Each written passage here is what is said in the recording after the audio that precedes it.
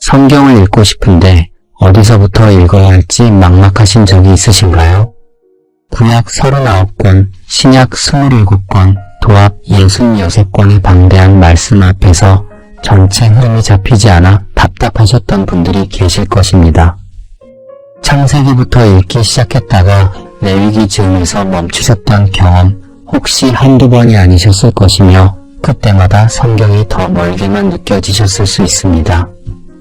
그런 여러분께 성경 66권의 전체 흐름을 단 한 권으로 보여주는 책을 소개해드리겠습니다. 바로 이사야서입니다. 이사야서는 축소판 성경이라 불리는데 그 이유가 놀랍습니다. 이사야서는 총 66장으로 되어 있습니다. 전반부 39장은 구약 39권처럼 심판과 경고를 다루고 후반부 27장은 신약 27권처럼 위로와 구원을 선포하고 있기 때문입니다. 하나님께서 성경 전체에 담으신 이야기가 이 한 권의 예언서 안에 그대로 담겨있는 의미입니다. 이 영상이 끝나면 이사야서 66장의 큰 흐름이 여러분의 마음속에 한 줄기 길처럼 정리됩니다. 그 길 위에서 구약과 신약이 어떻게 하나로 연결되는지 보게 되실 것이며 성경 전체를 향한 새로운 눈이 열리게 되실 것입니다. 이사야서를 이해하려면 먼저 이 책이 어떤 시대에 기록되었는지 알아야 하겠습니다. 이사야 선지자는 지금으로부터 약 2700년 전 남유다 왕국이 안팎으로 흔들리던 시대를 살았던 사람이었습니다. 북이스라엘은 이미 무너지고 있었고 아수르라는 강대국이 예루살렘의 문 앞까지 다가오던 때였습니다. 나라의 운명이 풍전등화와 같았던 그때 하나님께서는 한 선지자를 세워 말씀하셨습니다. 여러분, 이 시대가 결코 낯설지 않으실 것입니다. 세상이 흔들리고 앞날이 보이지 않을 때 하나님은 정말 우리를 보고 계신가 하는 마음이 드셨던 적이 있으셨을 줄로 압니다. 이사야가 살았던 시대도 바로 그러하였습니다. 백성의 마음은 하나님을 떠나 있었고 성전에는 형식적인 제사만 가득하였고 사회에는 불의가 넘쳐나고 있었습니다. 그러나 하나님께서는 바로 그 자리에서 침묵하지 않으셨습니다. 오히려 선지자의 입을 빌려 백성을 향한 뜨거운 심장을 드러내 주십니다. 이사야라는 이름은 여호와는 구원이시다 라는 뜻을 담고 있습니다. 이 이름 자체가 이사야서 전체의 주제를 품고 있는 것이기도 합니다. 66장에 걸쳐 하나님께서 말씀하신 것은 결국 하나의 메시지였습니다. 내가 너를 심판하지만 내가 너를 구원한다는 것이었습니다. 죄에 빠진 백성을 향해서는 엄중한 경고의 말씀을 내리시고 바로 그 백성을 향해서는 눈물 어린 위로의 손길을 내미시는 하나님이십니다. 심판의 칼을 드신 손과 눈물을 닦아주시는 손이 같은 하나님의 손이기에 그렇습니다. 여러분의 삶 속에서도 하나님께서 때로는 엄하게 다루시고 때로는 따뜻하게 안아주셨던 순간들을 떠올려 보십시오. 그 모든 순간의 뒤편에는 한결같은 아버지의 마음이 계셨습니다. 이사야서가 특별한 이유가 하나 더 있습니다. 구약의 어떤 책보다도 예수 그리스도를 가장 선명하게 예언한 책이 바로 이사야서입니다.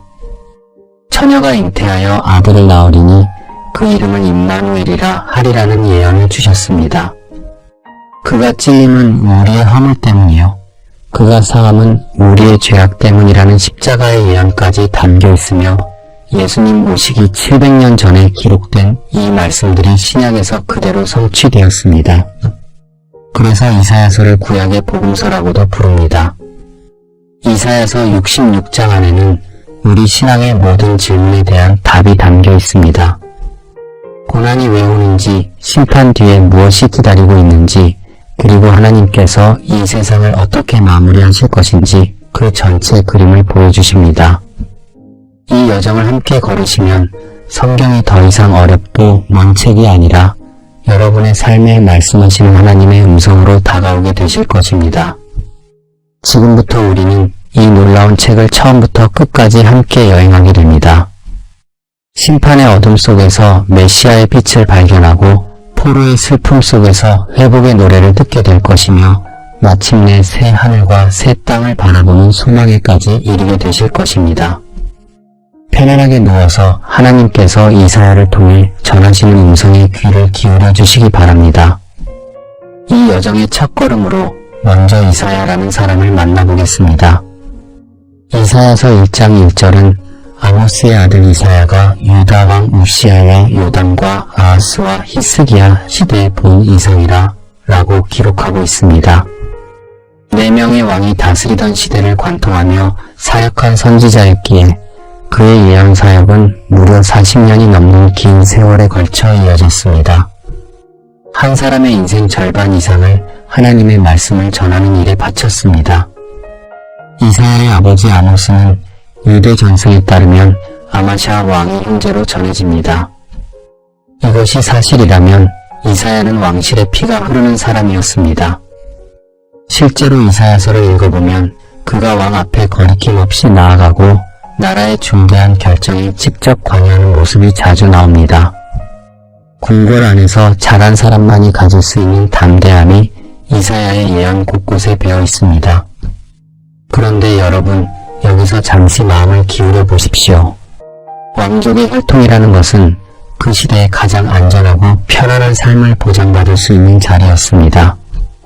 먹을 것도 넉넉하고 위험으로부터도 보호받을 수 있는 그야말로 세상에서 가장 안전한 울타리 아니었기에 이사야에게는 굳이 힘든 길을 선택할 이유가 없는 사람이었습니다.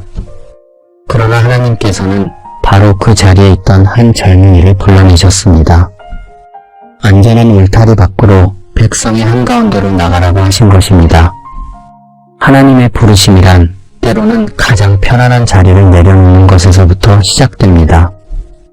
여러분도 혹시 지금 서 계신 자리가 편안하지만 마음 한편에서 무언가 나를 부르고 있다고 느끼신 적이 있으셨을 것입니다. 그것이 바로 하나님께서 여러분의 이름을 부르고 계신 순간일 수 있습니다. 이사야가 선지자로 부름받는 장면은 이사야서 6장에 생생하게 담겨 있습니다. 우시아 왕이 죽던 해의 일이었습니다. 52년간 유다를 다스리며 나라를 안정시켰던 왕이 세상을 떠났습니다. 백성에게 우시아 왕은 단순한 통치자가 아니었습니다.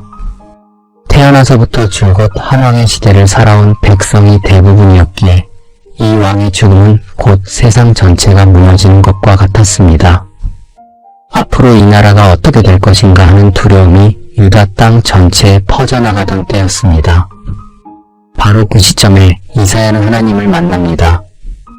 높이 들린 보좌에 앉아 계신 주님을 보았고 그 옷자락이 성전을 가득 채우고 있었습니다. 스랍들이 그 위에서 거룩하다 거룩하다 거룩하다 만군의 여호와여 그의 영광이 온 땅에 충만하도다 라고 외치고 있었기에 그 음성에 성전의 문지방 초석이 흔들리고 성전 안이 연기로 가득 채워졌습니다. 이 장면을 마음속에 그려보십시오. 땅 위의 왕좌는 텅 비었지만 하늘의 보좌는 비어있지 않았습니다. 세상이 흔들릴 때 하나님은 흔들리지 않으신다는 사실을 이사야는 그 눈으로 직접 보게 되었습니다. 하나님께서 이사야에게 이 장면을 보여주신 때가 언제였는지를 되새겨 보십시오. 모든 것이 잘되고 평안할 때가 아니었습니다. 왕이 죽고 나라가 흔들리고 내일을 알 수 없는 바로 그 순간에 하나님은 자신의 보좌를 보여주셨습니다. 이것이 하나님의 마음이십니다. 가장 두려운 순간에 가장 확실한 것을 보여주시는 분이시기 때문입니다. 여러분의 삶에도 우시아 왕이 죽던 해와 같은 순간이 있으셨을 줄로 압니다. 믿고 의지하던 것이 무너지고 내가 서 있던 자리가 흔들리던 그런 때를 지나오셨을 것입니다. 건강이 무너졌을 수도 있고 가까운 사람을 잃으셨을 수도 있습니다. 오랫동안 지켜온 것이 한순간에 사라져버린 경험도 있으셨을 것입니다. 그 순간에도 하나님은 보좌에 앉아 계셨습니다. 여러분이 보지 못하셨을 뿐 그분은 단 한 번도 자리를 비우신 적이 없으십니다. 이사야가 보았던 그 보좌의 확신이 지금 이 시간 여러분의 마음에도 임하시기를 바랍니다.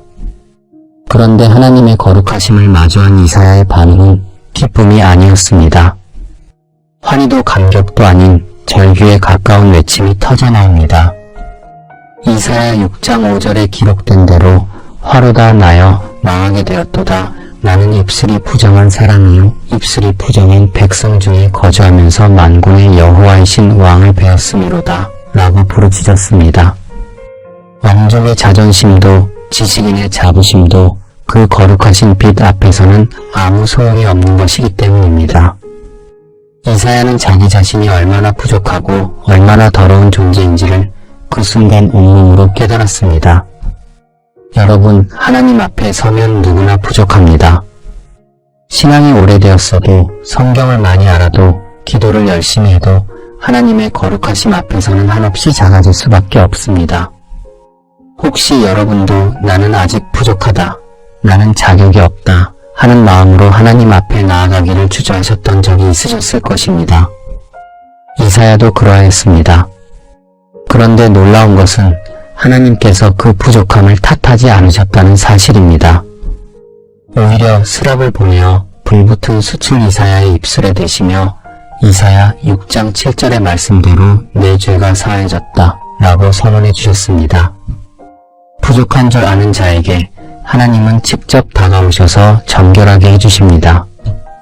자격이 있어서가 아니라 하나님의 은혜이기 때문입니다. 이 장면을 묵상해 보십시오. 하나님은 이사야의 부족함을 먼저 채워주신 후에 일을 맡기셨습니다. 준비가 된 자를 부르신 것이 아니라 부르신 자를 직접 준비시켜 주시는 은혜입니다. 이것이 하나님의 방식이십니다. 여러분의 부족함도 하나님의 손에서는 쓰임의 시작이 됩니다. 입술이 정결해진 그 순간 하나님의 음성이 들려옵니다. 이사야 6장 8절의 말씀입니다. 내가 누구를 보내며 누가 우리를 위하여 갈고. 이 물음은 간구가 아니라 초대였습니다. 하나님께서는 부르시되 억지로 끌고 가지 않으십니다. 스스로 나오기를 묵묵히 기다려주시는 분이십니다. 그 기다리심 안에 하나님의 깊은 사랑이 담겨 있습니다. 이사야는 대답하였습니다. 내가 여기 있나이다 나를 보내소서. 이 짧은 대답 안에 한 사람의 인생 전체가 바뀌는 순간이 담겨 있습니다. 왕족의 안락함을 내려놓고 백성의 고통 한가운데로 걸어 들어가겠다는 결단이었습니다. 하나님께서는 완벽한 사람을 찾지 않으셨습니다. 자신의 부족함을 알고 그 부족함 위에 하나님의 은혜를 잊고 기꺼이 나아가겠다고 대답하는 사람을 기다리고 계신 분이십니다. 여러분의 마음속에도 내가 여기 있나이다 라는 작은 고백이 자리하고 있을 줄로 압니다. 그 고백이 반드시 거창할 필요는 없습니다. 가정 안에서 이웃을 향해서 오늘 하루를 살아가는 그 자리에서 하나님 저는 여기 있습니다 라고 조용히 고백하는 것만으로도 충분합니다. 하나님은 그 고백을 들으십니다. 그리고 그 고백 위에 놀라운 일을 시작하시는 분이기 때문입니다. 지금 이 시간 여러분의 마음이 무겁고 지쳐 있으셔도 괜찮습니다. 이사야도 거룩하신 하나님 앞에서 망하게 되었다고 절규하였지만 하나님은 그를 버리지 않으시고 오히려 일으켜 세워주셨습니다. 여러분의 연약함 앞에서도 하나님은 같은 일을 하고 계십니다. 이렇게 부름받은 이사야는 이후 40년이 넘는 세월 동안 내 왕의 시대를 지나며 유다 백성에게 하나님의 말씀을 전하게 됩니다. 때로는 심판을 선포해야 했고 때로는 위로를 전해야 했습니다. 아무도 듣지 않는 광야에서 홀로 외쳐야 하는 날들도 있었습니다. 백성이 돌아서고 왕이 외면해도 이사야는 멈추지 않았습니다. 그의 입술에는 하나님께서 직접 놓아주신 그 숯불의 은혜가 남아있었기 때문입니다. 한 번의 부르심이 한 사람의 평생을 붙들었습니다. 그 부르심의 능력이 오늘 이 시간 여러분에게도 닿기를 바랍니다. 그리고 그 은혜가 66장이라는 방대한 예언의 말씀을 낳게 되었습니다. 이제 그 말씀 속으로 함께 들어가 보겠습니다. 이사야서의 첫 페이지를 펼치면 가장 먼저 들려오는 것은 하나님의 탄식입니다. 이사야 1장 2절에서 하나님은 하늘이여 들으라 땅이여 귀를 기울이라 라고 부르신 뒤 이렇게 말씀하십니다. 내가 자녀를 양육하였거늘 그들이 나를 거역하였도다. 이 말씀을 천천히 마음에 담아 보십시오. 하나님께서는 이스라엘을 향해 내 백성이라 부르지 않으셨습니다. 내 자녀라 부르고 계십니다. 왕과 신하의 관계가 아니라 아버지와 자녀의 관계로 말씀하고 계십니다. 하나님께서 온 우주를 향해 이 말씀을 외치신 이유를 헤아려 보십시오. 하늘과 땅을 증인으로 부르실 만큼 그 마음이 절박하셨기 때문입니다. 자녀를 양육하였다는 이 짧은 표현 안에 하나님의 오랜 수고가 담겨 있습니다. 이집트에서 종살이하던 백성을 손수 이끌어내시고 광야에서 만나로 먹이시며 약속의 땅에 심어주신 그 모든 세월이 이 한마디에 압축되어 있는 것이기도 합니다. 그런데 그 자녀가 돌아섰습니다. 아버지의 품을 떠나 다른 신들을 향해 걸어갔습니다. 이사야 1장 3절은 이 상황을 더 아프게 묘사합니다. 소는 그 임자를 알고 나귀는 주인의 구유를 알 것만은 이스라엘은 알지 못하고 나의 백성은 깨닫지 못하는도다. 여러분, 이 비유의 무게를 느껴보십시오. 소와 나귀도 자기를 먹여주는 주인이 누구인지 아는데 하나님이 직접 기르신 백성은 자기 아버지를 알아보지 못한다는 말씀입니다. 이것은 분노의 선언이 아닙니다. 아버지의 가슴에서 터져나오는 깊은 슬픔입니다. 하나님께서 소와 나귀를 예로 드신 것은 백성을 무시하시려는 것이 아닙니다. 니물도 아는 것을 내가 사랑하는 자녀는 왜 모르느냐는 안타까움이십니다. 여러분의 삶을 돌아보십시오. 자녀를 키워보신 분이라면 이 마음이 어떤 것인지 느끼실 수 있을 것입니다. 밤잠을 설쳐가며 돌보고 아플 때 대신 아파하며 모든 것을 쏟아부어 키운 자녀가 어느 날 등을 돌릴 때의 마음을 아십니다. 그 마음이 얼마나 찢어지는지를 부모라면 누구나 아십니다. 혹시 여러분 자신이 하나님의 은혜를 받으면서도 그분을 잊고 살았던 시간은 없으셨는지 생각해 보십시오. 건강할 때는 건강을 주신 분을 잊고 풍족할 때는 채워주신 분을 잊었던 순간들이 누구에게나 있습니다. 하나님은 바로 그 마음으로 유다 백성을 바라보고 계셨습니다. 진노하시기 전에 먼저 슬퍼하고 계셨던 것입니다. 그렇다면 유다 백성은 어떤 모습이었을까를 살펴보겠습니다. 겉으로는 여전히 성전에 나가고 제사를 드리고 절기를 지키고 있었습니다. 형식적으로는 신앙의 모양을 갖추고 있었기에 더욱 깊은 문제였습니다. 그러나 하나님은 그것을 받지 않으셨습니다. 이사야 1장 11절에서 하나님은 이렇게 말씀하십니다. 너희의 무수한 재물이 내게 무엇이 유익하뇨? 번제물과 기름진 짐승의 피를 기뻐하지 아니하노라고 하셨습니다. 하나님께서 원하신 것은 재물의 양이 아니었습니다. 진심으로 돌아오는 마음이었기 때문입니다. 이 말씀 앞에서 우리 자신을 돌아보게 됩니다. 혹시 우리의 신앙도 형식은 갖추었지만 마음은 멀리가 있지는 않은지를 생각해 보십시오. 예배당에는 앉아있지만 마음은 다른 곳에 가 있었던 주일이 있으셨을 것입니다. 기도는 드리지만 진짜 마음을 내어놓지 못했던 시간도 있으셨을 줄로 압니다. 하나님은 그런 우리의 마음도 다 아십니다. 그리고 탓하시기보다 진심으로 돌아오기를 기다리고 계십니다. 완벽한 기도가 아니어도 좋습니다. 더듬거리는 고백이라도 마음에서 나오는 한마디를 하나님은 원하고 계십니다. 하나님께서 원하시는 것은 완벽한 예배가 아니라 솔직한 마음입니다. 넘어진 채로 나와도 부족한 채로 무릎 꿇어도 하나님은 그 마음을 받아주십니다. 이사야서가 전하는 심판의 메시지 한가운데에도 이 진리가 흐르고 있습니다. 이사야서 전반부에는 유다 사회의 구체적인 죄악들이 기록되어 있습니다. 지도자들은 뇌물을 쫓았습니다. 고아의 송사를 돌보지 않았고 과부의 원도 들어주지 않았습니다. 가난한 자의 것을 빼앗고 자기 재산만 늘려가던 것이 당시 유다의 현실이었습니다. 하나님께서 가장 아파하신 것은 우상을 섬긴 것만이 아닙니다. 약한 자를 돌보지 않은 것, 정의가 사라진 것, 서로를 향한 사랑이 식어버린 것이야말로 하나님의 마음을 깊이 상하게 한 까닭입니다. 하나님께서 이스라엘에게 율법을 주신 핵심은 약한 자를 돌보고 공의를 세우는 것이었습니다. 이웃을 내 몸처럼 사랑하라는 명령이 율법의 중심이었던 까닭입니다. 그런데 백성은 제사는 열심히 드리면서 정작 하나님이 가장 원하시는 것은 저버렸습니다. 겉모습은 경건하지만 속은 텅 비어있는 신앙이었습니다. 이사야 5장에서 하나님은 포도원의 노래를 부르십니다.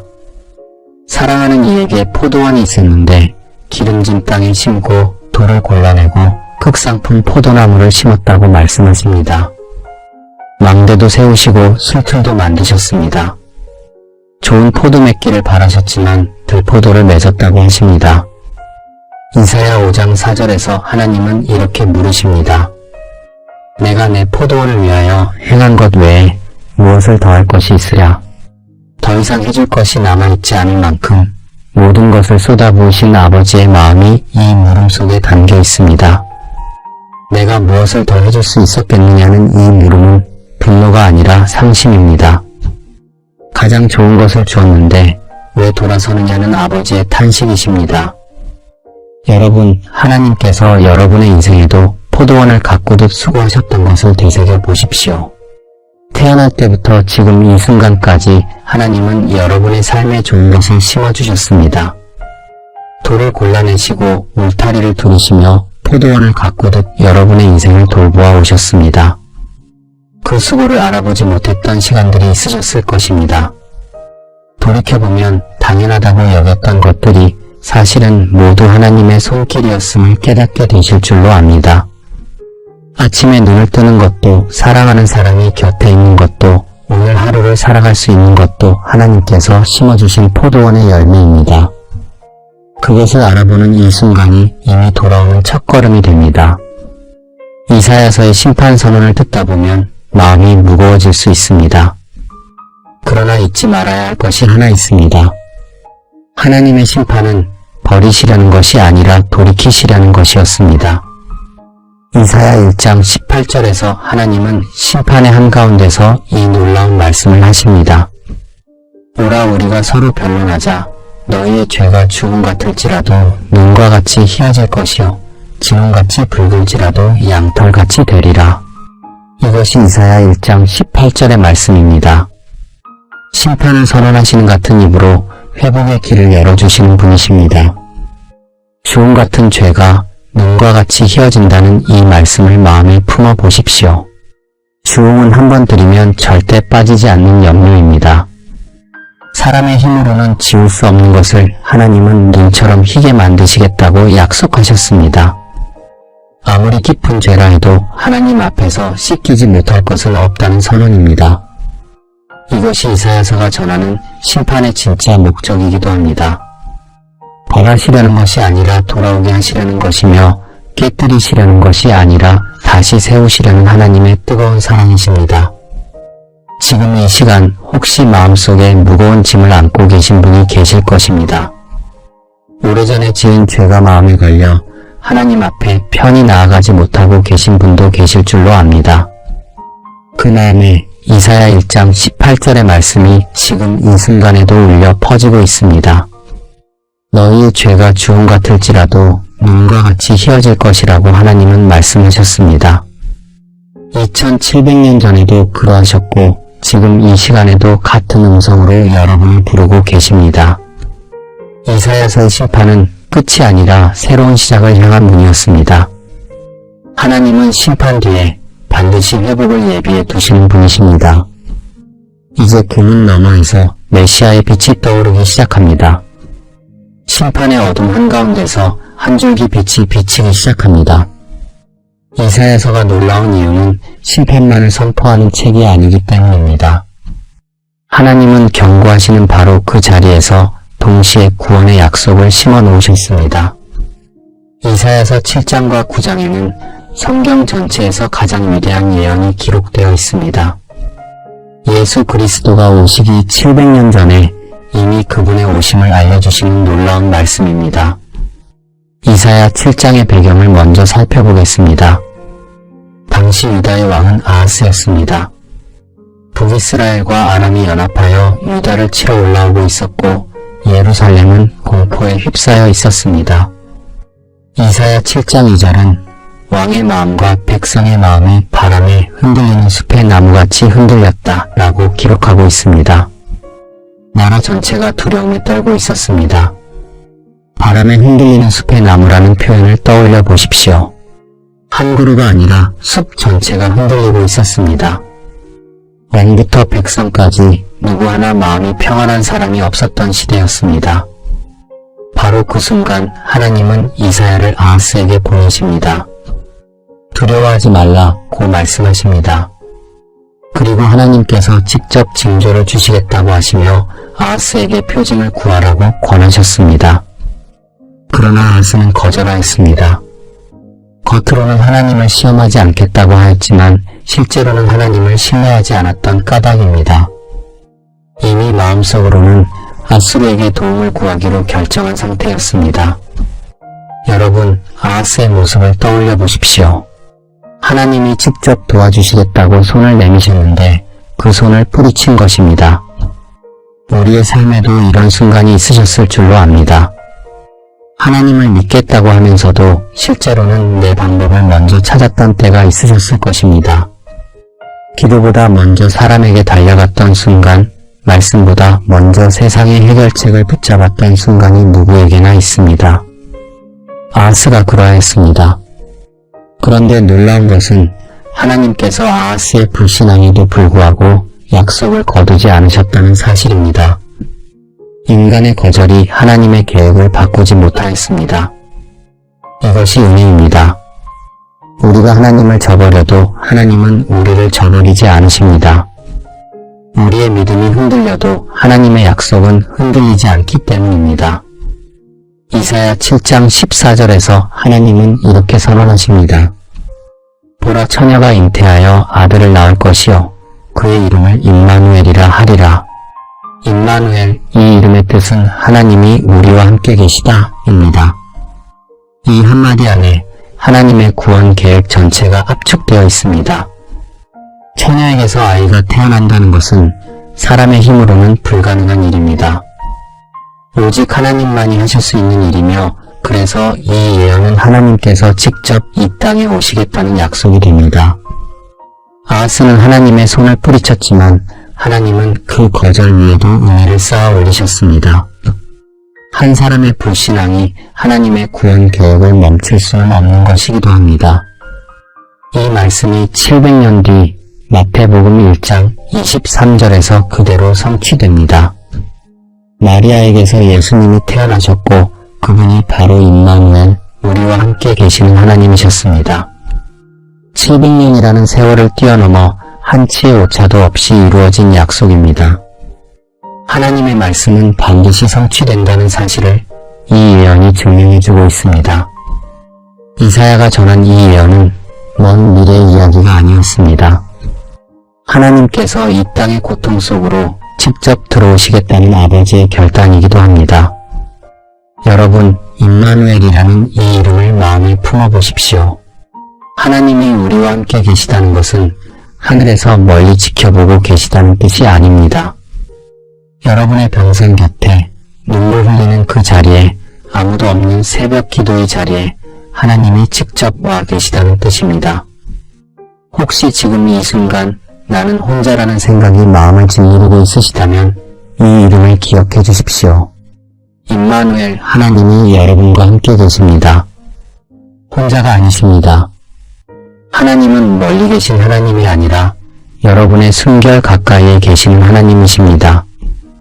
이사야서에는 임마누엘 예언에 이어 또 하나의 놀라운 메시아 예언이 등장합니다.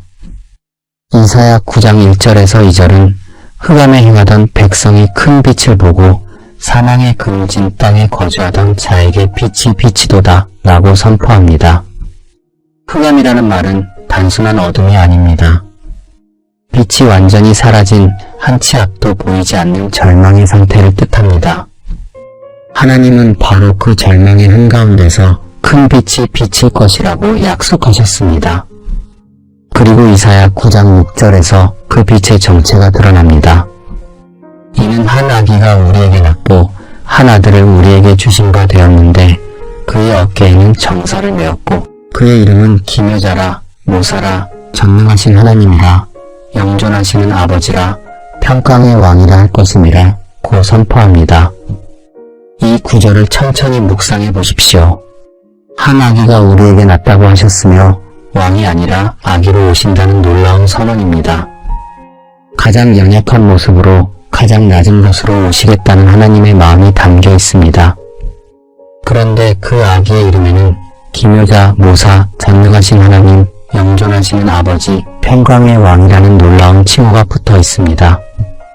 연약한 아기의 몸 안에 전능하신 하나님이 들어오신 것입니다. 기묘자라는 이름은 사람의 지혜로는 헤아릴 수 없는 분이라는 뜻입니다. 모사라는 이름에는 가장 완전한 계획을 가지고 계신 분이라는 의미가 담겨 있습니다. 영존하시는 아버지라 하셨기에 시작도 끝도 없이 우리를 돌보시는 분이십니다. 이 모든 이름이 한 아기에게 주어졌다는 것을 마음 깊이 새겨보십시오. 이것이 하나님의 방식이십니다. 높은 곳에서 군림하시는 것이 아니라 가장 낮은 곳으로 내려오시는 분이시기 때문입니다. 세상의 왕들은 힘과 권세로 다스리지만 이 왕은 아기의 울음소리로 이 땅에 오셨습니다. 베들레헴의 마구간에서 태어나시고 목수의 아들로 자라셨습니다. 십자가 위에서 죽으신 그 여정 전체가 이사야의 이 예언 안에 이미 예고되어 있었습니다. 이사야 9장 7절은 이어서 그 정사와 평강의 도함이 무궁하며 다윗의 왕자 위에서 공평과 정의로 그 나라를 견고히 하시리라고 말씀합니다. 이 나라는 끝이 없는 나라이며 이 평강은 마르지 않는 평강입니다. 평강의 왕이라는 이름에 마음을 두어 보십시오. 이 세상이 줄 수 없는 평안을 이 아기가 가져오시겠다는 약속입니다. 여러분의 마음속에 평안이 없어서 괴로우신 적이 있으셨을 것입니다. 밤에 잠들기 전 걱정과 불안이 밀려와서 마음이 무거웠던 밤들이 있으셨을 줄로 압니다. 평강의 왕은 바로 그런 밤을 위해 오신 분이십니다. 세상의 평안은 조건이 갖추어져야 찾아오지만 이분이 주시는 평안은 조건과 상관없이 마음 깊은 곳에 임하는 것입니다. 병상 위에서도 상실의 슬픔 가운데에서도 내일이 보이지 않는 막막함 속에서도 이분이 함께 계시면 마음에 평안이 찾아옵니다. 이것이 세상의 평안과 다른 평강의 왕이 주시는 평안입니다. 이사야가 이 예언을 전한 시대는 나라가 흔들리고 전쟁의 위협이 코앞에 있던 때였습니다. 백성의 마음에는 내일에 대한 두려움이 가득하였고 희망이라는 단어는 사치처럼 느껴지던 시절이었습니다. 가장 어두운 순간에 하나님은 가장 밝은 약속을 주셨습니다. 흑암에 행하던 백성이 큰 빛을 보게 될 것이라는 이 선포는 2700년이 지난 오늘에도 여전히 유효합니다. 여러분의 삶에 어둠이 드리워져 있어도 그 어둠 속에서 이미 빛이 비치고 있다는 사실을 놓지 마십시오. 하나님은 어둠이 가장 깊은 곳에 가장 밝은 빛을 보내시는 분이십니다. 임마누엘의 약속과 평강의 왕의 오심이 이사야서가 우리에게 건네는 첫 번째 복음입니다. 이 빛은 앞으로 이사야서 전체를 관통하며 점점 더 밝아지게 됩니다.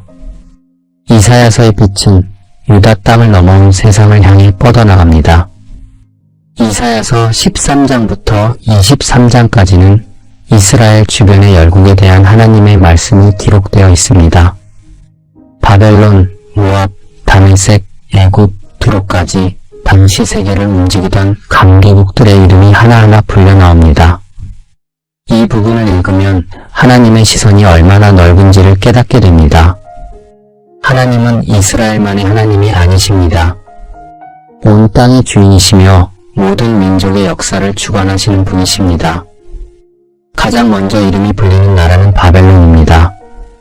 이사야가 이 예언을 전하던 시대에 바벨론은 아직 세계의 패권을 잡기 전이었습니다.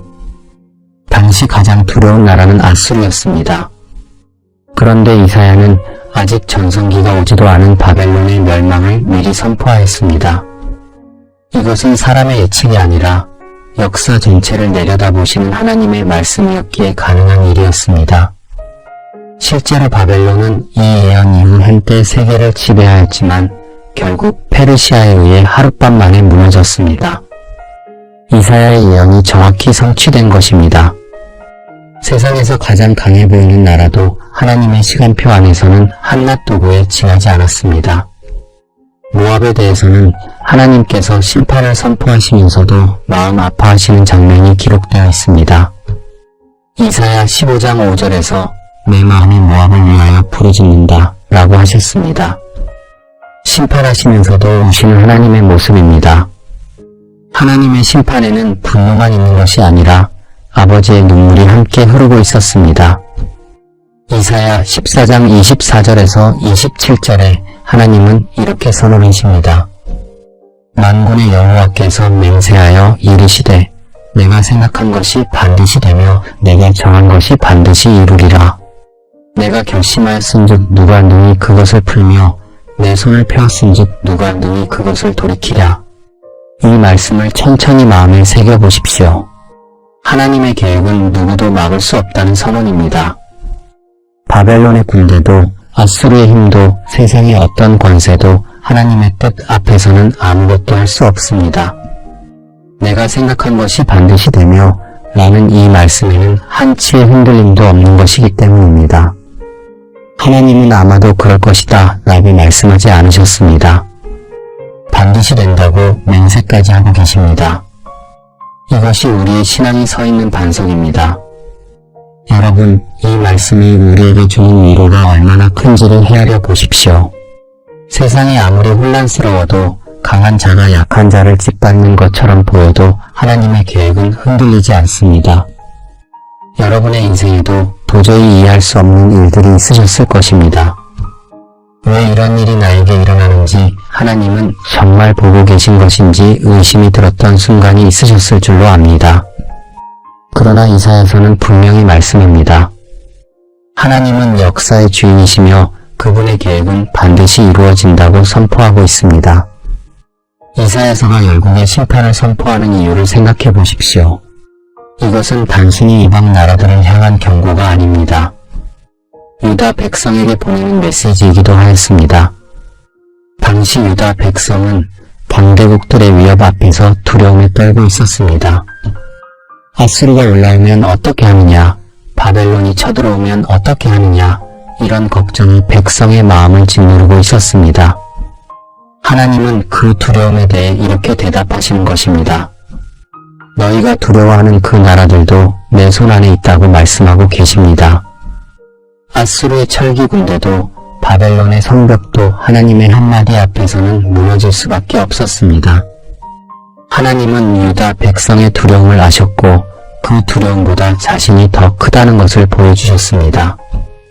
우리의 삶에도 바벨론 같은 존재가 있습니다.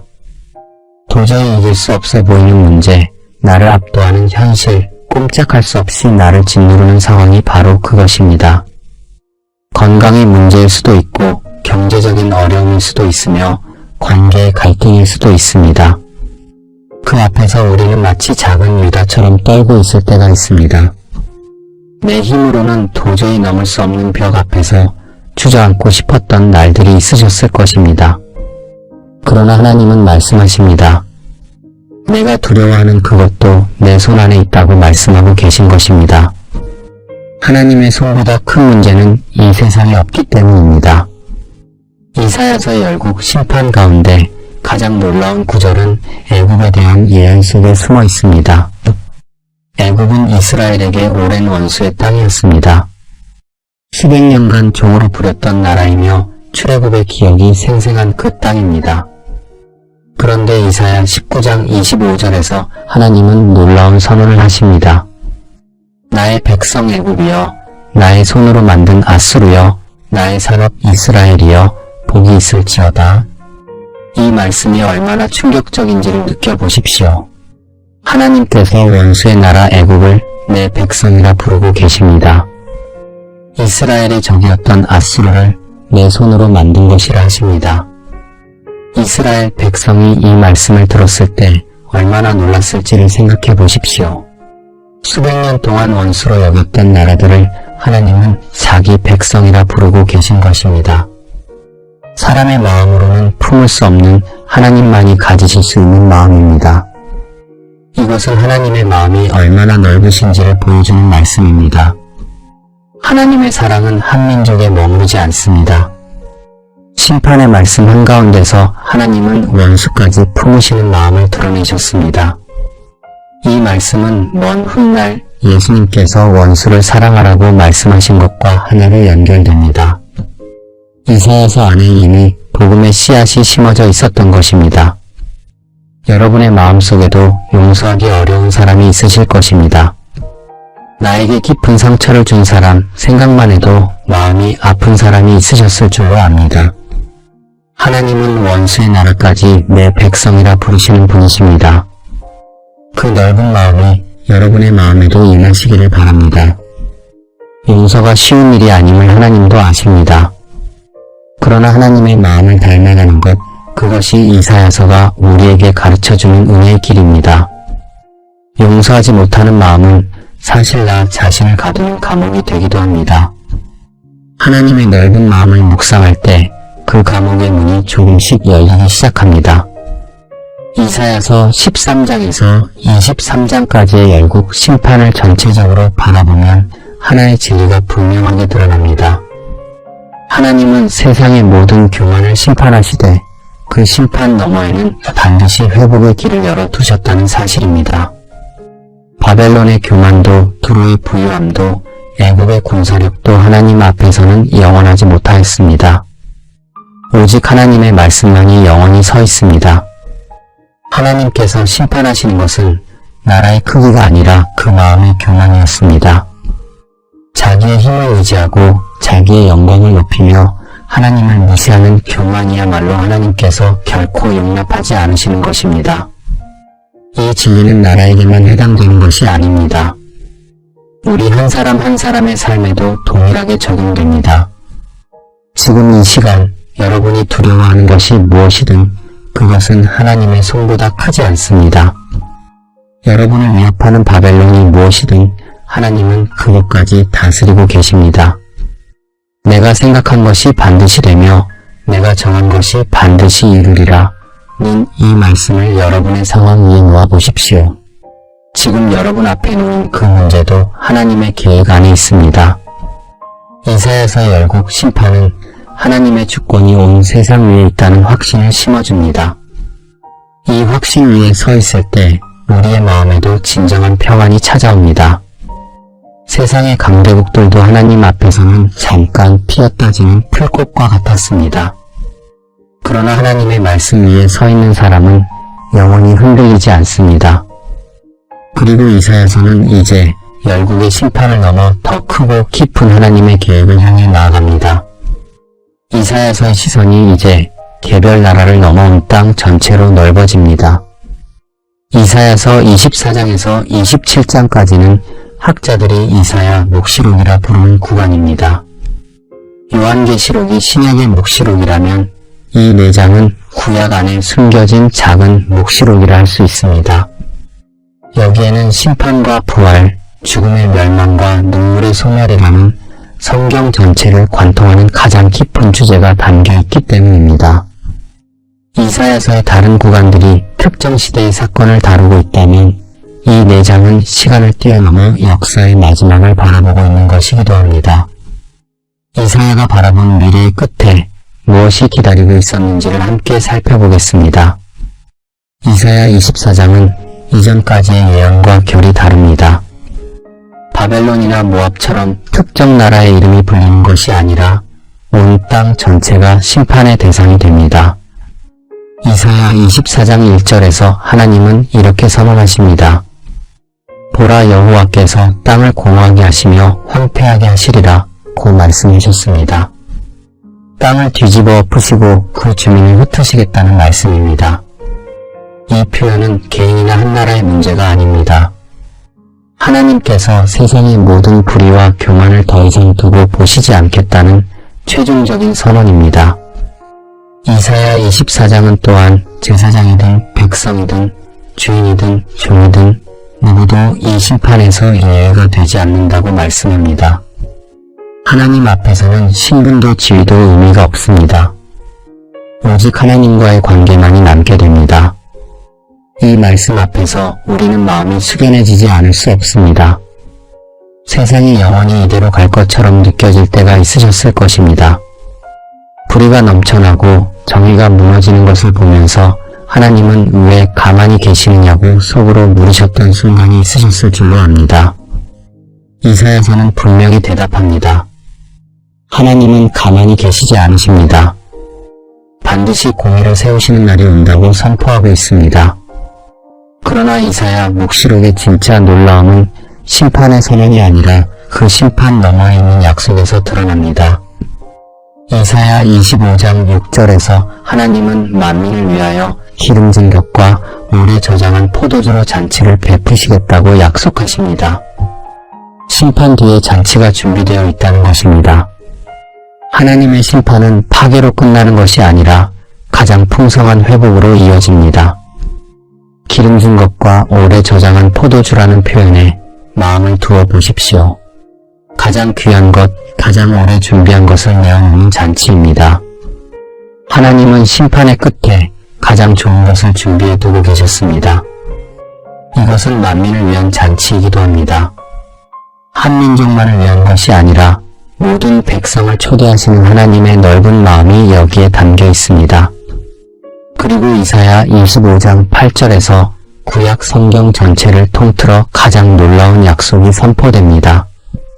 사망을 영원히 멸하실 것이라 주 여호와께서 모든 얼굴에서 눈물을 씻기시며 그의 백성의 수치를 온 천하에서 제하시리라.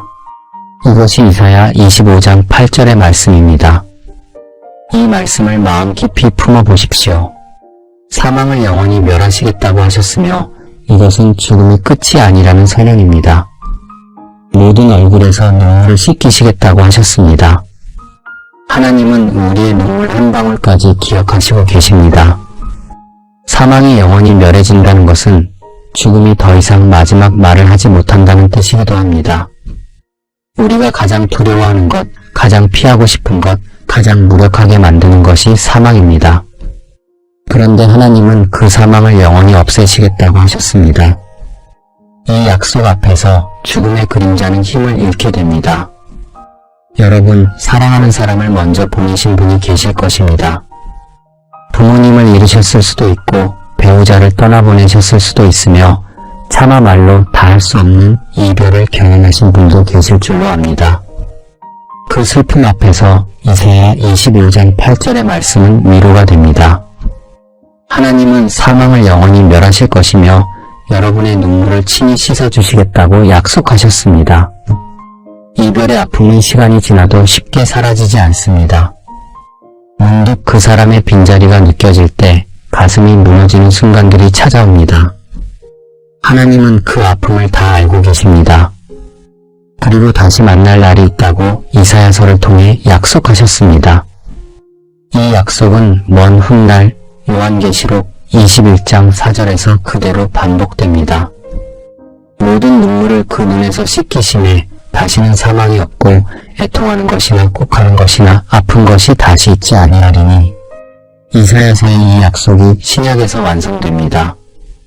이사야 26장 19절에서는 더욱 놀라운 선언이 이어집니다. 주의 죽은 자들은 살아나고 그들의 시체들은 일어나리이다.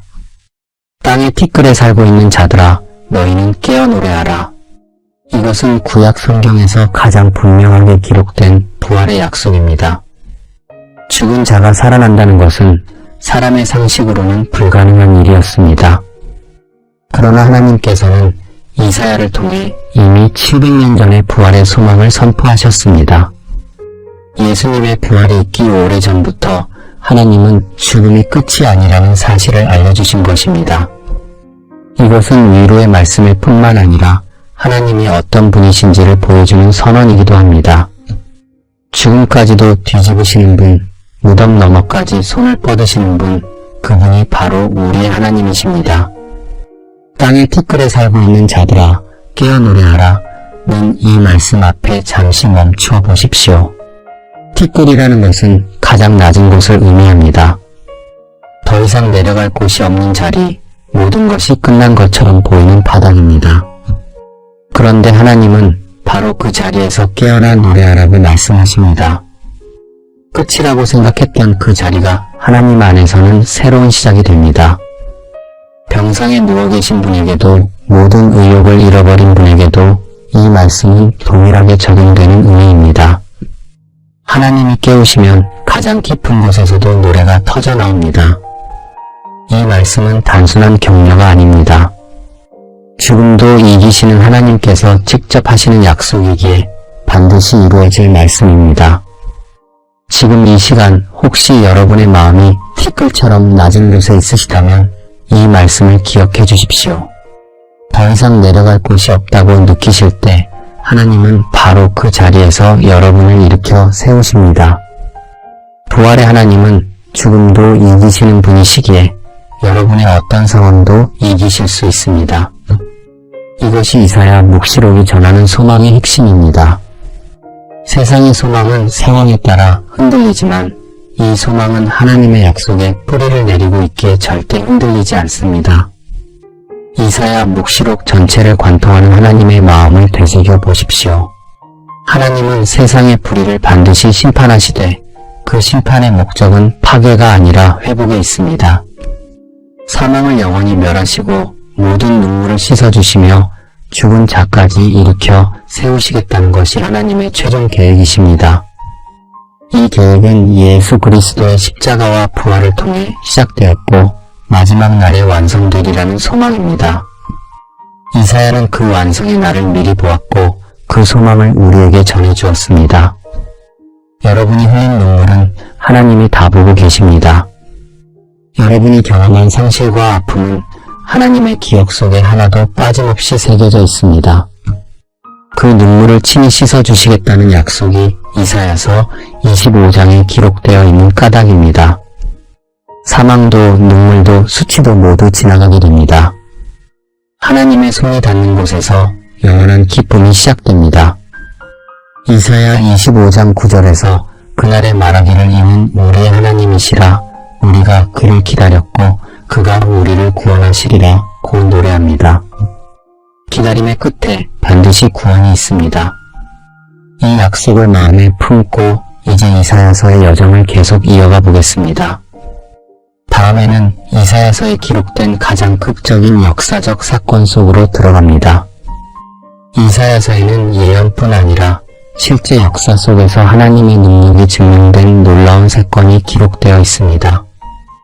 이사야서 36장에서 39장까지는 히스기야 왕의 이야기입니다. 예언의 말씀이 실제 역사 속에서 어떻게 살아 움직이는지를 이 4장이 생생하게 보여줍니다. 히스기야는 아하스의 아들이었습니다. 아버지 아하스가 하나님의 손을 뿌리치고 아수르에 의지했던 것과 달리 히스기야는 하나님을 신뢰하는 왕이었습니다.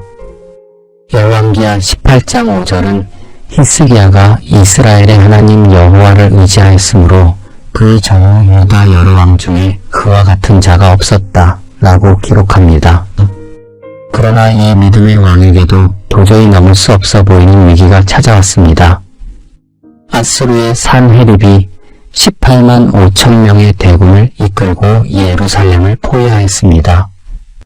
이미 북이스라엘은 아수르에 의해 멸망한 뒤였고 유다의 주요 성읍들도 함락된 상태였습니다.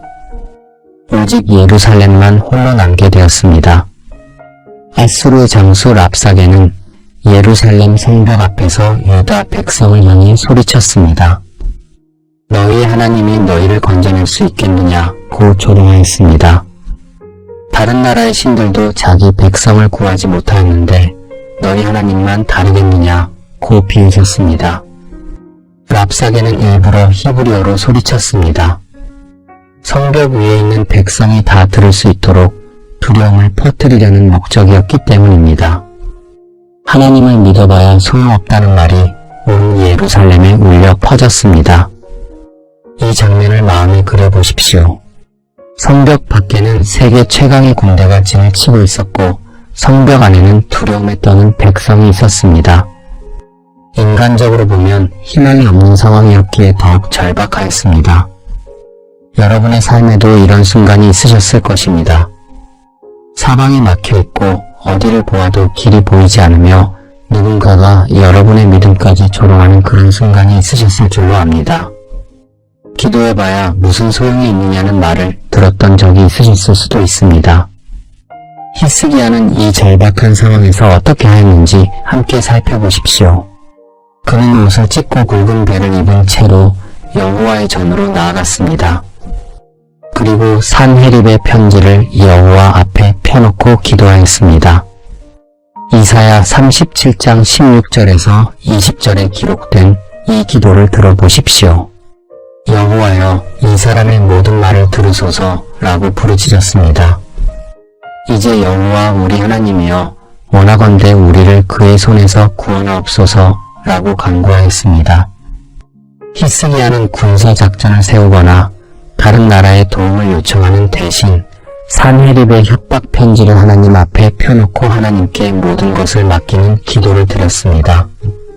왕이지만 왕의 체면을 내려놓은 기도였습니다. 옷을 찢고 굵은 배를 입었다는 것은 자기의 모든 권위와 자존심을 벗어놓았다는 의미이기도 합니다. 하나님 앞에서는 왕도 보통 사람도 다르지 않습니다. 다만 무릎 꿇은 자리에서 하나님의 역사가 시작됩니다. 여러분, 히스기야의 이 행동에서 깊은 의미를 발견할 수 있습니다. 그는 문제를 자기 힘으로 해결하려 하지 않았습니다. 문제 그 자체를 하나님 앞에 내려놓은 것이기도 합니다. 편지를 펴놓았다는 것은 나의 두려움과 절망을 하나님 앞에 있는 그대로 드러내었다는 뜻이기도 합니다. 우리도 그렇게 할 수 있습니다. 우리를 짓누르는 문제를 말로 다 표현하지 못하더라도 그냥 하나님 앞에 펼쳐놓으면 됩니다. 하나님은 우리의 형편을 말하기 전에 이미 알고 계십니다. 하나님은 히스기야의 기도에 응답하셨습니다. 이사야 37장 36절에서 여호와의 천사가 나가서 아수르 진영에 18만 5천 명을 쳤다고 기록하고 있습니다. 하룻밤 사이에 일어난 일이었습니다. 사람의 힘으로는 불가능했던 일이 하나님의 한 번의 응답으로 끝이 났습니다. 산헤립은 물러갔고 예루살렘은 보존되었습니다. 하나님이 싸워주신 것이었기에 유다 병사들은 칼 하나 들지 않았습니다. 역사 기록에서도 산헤립이 예루살렘을 정복하지 못한 것은 확인되는 사실이며 이사야서의 기록이 역사적으로도 신뢰할 수 있음을 보여주고 있습니다. 이 사건은 하나님의 기도에 응답하시는 분이라는 것을 역사 속에서 증명해 줍니다. 세계 최강의 군대가 하룻밤 만에 물러간 것은 사람의 능력으로는 설명할 수 없는 일입니다. 여러분의 삶에도 하나님의 응답이 필요한 문제가 있으실 것입니다. 그 문제를 히스기야처럼 하나님 앞에 펼쳐놓으시기를 바랍니다. 하나님은 히스기야의 기도를 들으신 것처럼 여러분의 기도도 들으십니다. 이사야서 38장에는 히스기야의 또 다른 위기가 기록되어 있습니다. 히스기야가 죽을 병에 걸렸고 이사야는 하나님의 말씀을 전합니다. 집을 정리하라, 내가 죽을 것이라 고 하셨습니다. 히스기야는 벽을 향하여 돌아놓은 채로 하나님께 기도하였습니다. 이사야 38장 3절에서 그는 이렇게 기도합니다. 여호와여, 구하오니 내가 진실과 전심으로 주 앞에 행하였음을 기억하옵소서 라고 눈물로 간구하였습니다. 하나님은 이 기도에도 응답하셔서 히스기야의 수명을 15년 더 연장해 주셨습니다. 그리고 하나님은 해시계의 그림자를 열도 뒤로 물러가게 하시는 표징까지 보여주신 은혜입니다. 해가 뒤로 간다는 것은 자연의 법칙을 다스리시는 하나님의 능력을 눈으로 보여주신 사건입니다. 죽음 앞에서 벽을 향해 돌아누워 기도하는 히스기야의 모습을 떠올려 보십시오. 아무도 보지 않는 곳에서 홀로 하나님을 붙잡는 기도였습니다. 여러분 중에도 병상에서 하나님께 매달려 기도하신 분이 계실 것입니다. 건강검진 결과를 기다리며 불안한 밤을 보내신 분도 계실 줄로 압니다. 히스기야의 이 이야기는 하나님이 우리의 생사까지도 주관하시는 분이시라는 사실을 보여줍니다. 생명의 주인은 병이 아니라 하나님이십니다. 그러나 이사야서 39장에는 히스기야의 실수도 기록되어 있습니다. 병이 나온 후 바벨론 사신들이 찾아왔을 때 히스기야는 자신의 보물 창고를 모두 보여주었습니다. 이사야는 경고합니다. 장차 이 보물이 모두 바벨론으로 옮겨갈 것이라고 말씀하였습니다. 기도로 위기를 넘긴 뒤에 교만이 찾아왔습니다. 아수르의 대군도 물리치시고 죽을 병도 고쳐주신 하나님의 은혜를 경험하고도 마음이 높아질 수 있습니다. 히스기야의 이야기가 바로 그것을 보여줍니다. 하나님의 은혜를 경험한 직후에 오는 교만이야말로 가장 위험한 유혹임을 이 사건이 가르쳐주고 있습니다. 우리의 삶에서도 기도 응답을 받은 뒤에 감사를 잊고 마음이 높아지는 순간이 있습니다. 위기 때는 간절히 매달리다가 위기가 지나면 하나님을 잊어버리는 것이 사람의 연약함입니다. 히스기야도 그러했습니다. 그러나 하나님은 히스기야의 실수 뒤에도 이스라엘을 향한 계획을 멈추지 않으셨습니다. 이것이 은혜입니다. 우리의 연약함이 하나님의 계획을 무너뜨리지 못합니다. 실수한 뒤에 하나님 앞에 다시 나가기가 부끄러우셨던 경험이 있으실 것입니다. 은혜를 받고도 감사를 잊었던 자신이 부끄러웠던 시간을 지나오신 분도 계실 것입니다. 그러나 하나님은 실수한 자녀를 버리시는 분이 아니십니다. 다시 일으켜 세우시고 다시 길을 열어주시는 분이십니다. 히스기야의 이야기 전체를 통해 하나님은 우리에게 말씀하고 계십니다. 불가능해 보이는 상황에서도 기도하라고, 죽음의 문턱에서도 하나님을 붙잡으라고, 그리고 은혜를 받은 후에는 겸손을 잃지 말라고 하십니다. 히스기야의 기도가 역사를 바꾸었듯이 여러분의 기도도 여러분의 삶을 바꿀 수 있습니다. 하나님은 지금도 기도에 응답하시는 분이십니다. 히스기야가 살았던 시대와 오늘 우리가 사는 시대는 다르지만 기도를 들으시는 하나님은 변함이 없으신 까닭입니다. 이사야서 전반부의 마지막을 장식하는 이 사건은 하나님의 말씀이 단순한 기록이 아니라 살아있는 역사라는 사실을 증명해줍니다. 이제 이사야서는 전반부를 마치고 완전히 새로운 장을 열게 됩니다. 처음에 이사야서가 축소판 성경이라는 말씀을 드렸을 때 어떤 의미인지 와닿지 않으셨을 수도 있습니다. 그러나 지금까지 함께 따라오신 여러분은 이미 그 구조를 직접 경험하신 것이기도 합니다. 유다의 반역과 심판, 열국의 운명, 히스기야의 기도까지 이 모든 여정이 구약 39권의 흐름과 놀랍도록 닮아 있었습니다. 구약 39권은 하나님의 율법과 심판, 그리고 이스라엘의 흥망성쇠를 기록하고 있습니다. 여러분이 지금까지 들으신 이사야서 전반부 39장도 바로 그 길을 따라 흘러왔습니다. 백성의 죄를 향한 경고로 시작하여 열국을 향한 심판을 지나 역사 속에서 하나님의 능력이 드러나는 데까지 이르렀습니다. 숫자만 같은 것이 아니라 내용의 뼈대까지 닮아 있었던 것입니다. 그런데 구약의 마지막이 어떻게 끝나는지를 떠올려 보십시오. 말라기서의 마지막 구절은 그가 아버지의 마음을 자녀에게로, 자녀의 마음을 아버지에게로 돌이키게 하리라 는 말씀입니다. 회복의 약속으로 구약이 마무리됩니다. 이사야서 전반부 39장의 마지막도 히스기야의 이야기가 끝나면서 바벨론 포로의 예고를 남깁니다. 심판의 경고 속에서 새로운 시대를 예비하는 것입니다. 구약의 끝이 신약을 향해 문을 여는 것처럼 이사야서 39장도 후반부를 향해 문을 열고 있습니다. 끝이 아니라 전환점이었습니다. 이사야서 39장 6절에서 이사야가 히스기야에게 전한 바벨론 포로 예언은 어둡게 끝나는 것처럼 보이지만 바로 그 어둠 뒤에 하나님의 가장 위대한 위로가 준비되어 있었기 때문입니다. 신약 27권은 예수 그리스도의 복음으로 시작됩니다. 이사야서 후반부 27장도 위로하라, 내 백성을 위로하라 는 복음의 선포로 문을 엽니다. 신약이 구원과 은혜의 메시지를 전하듯 이사야서 후반부도 구원과 회복의 약속으로 가득 차 있습니다.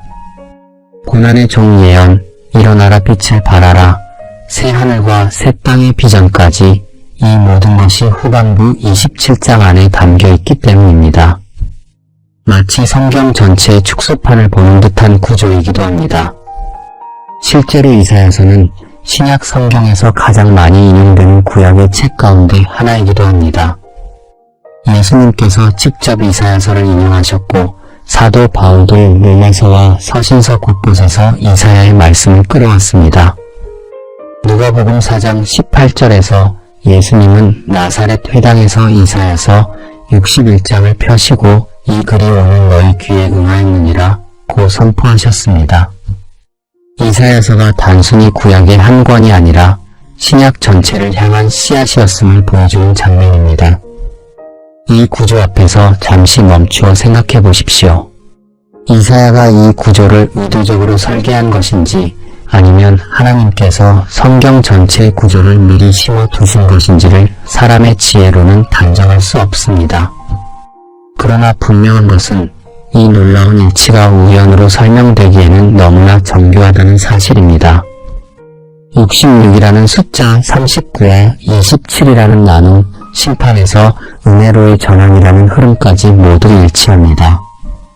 하나님의 말씀 안에는 사람의 눈에 쉽게 보이지 않는 깊은 질서가 숨겨져 있습니다. 시작과 끝도 닮아 있다는 사실을 살펴보십시오.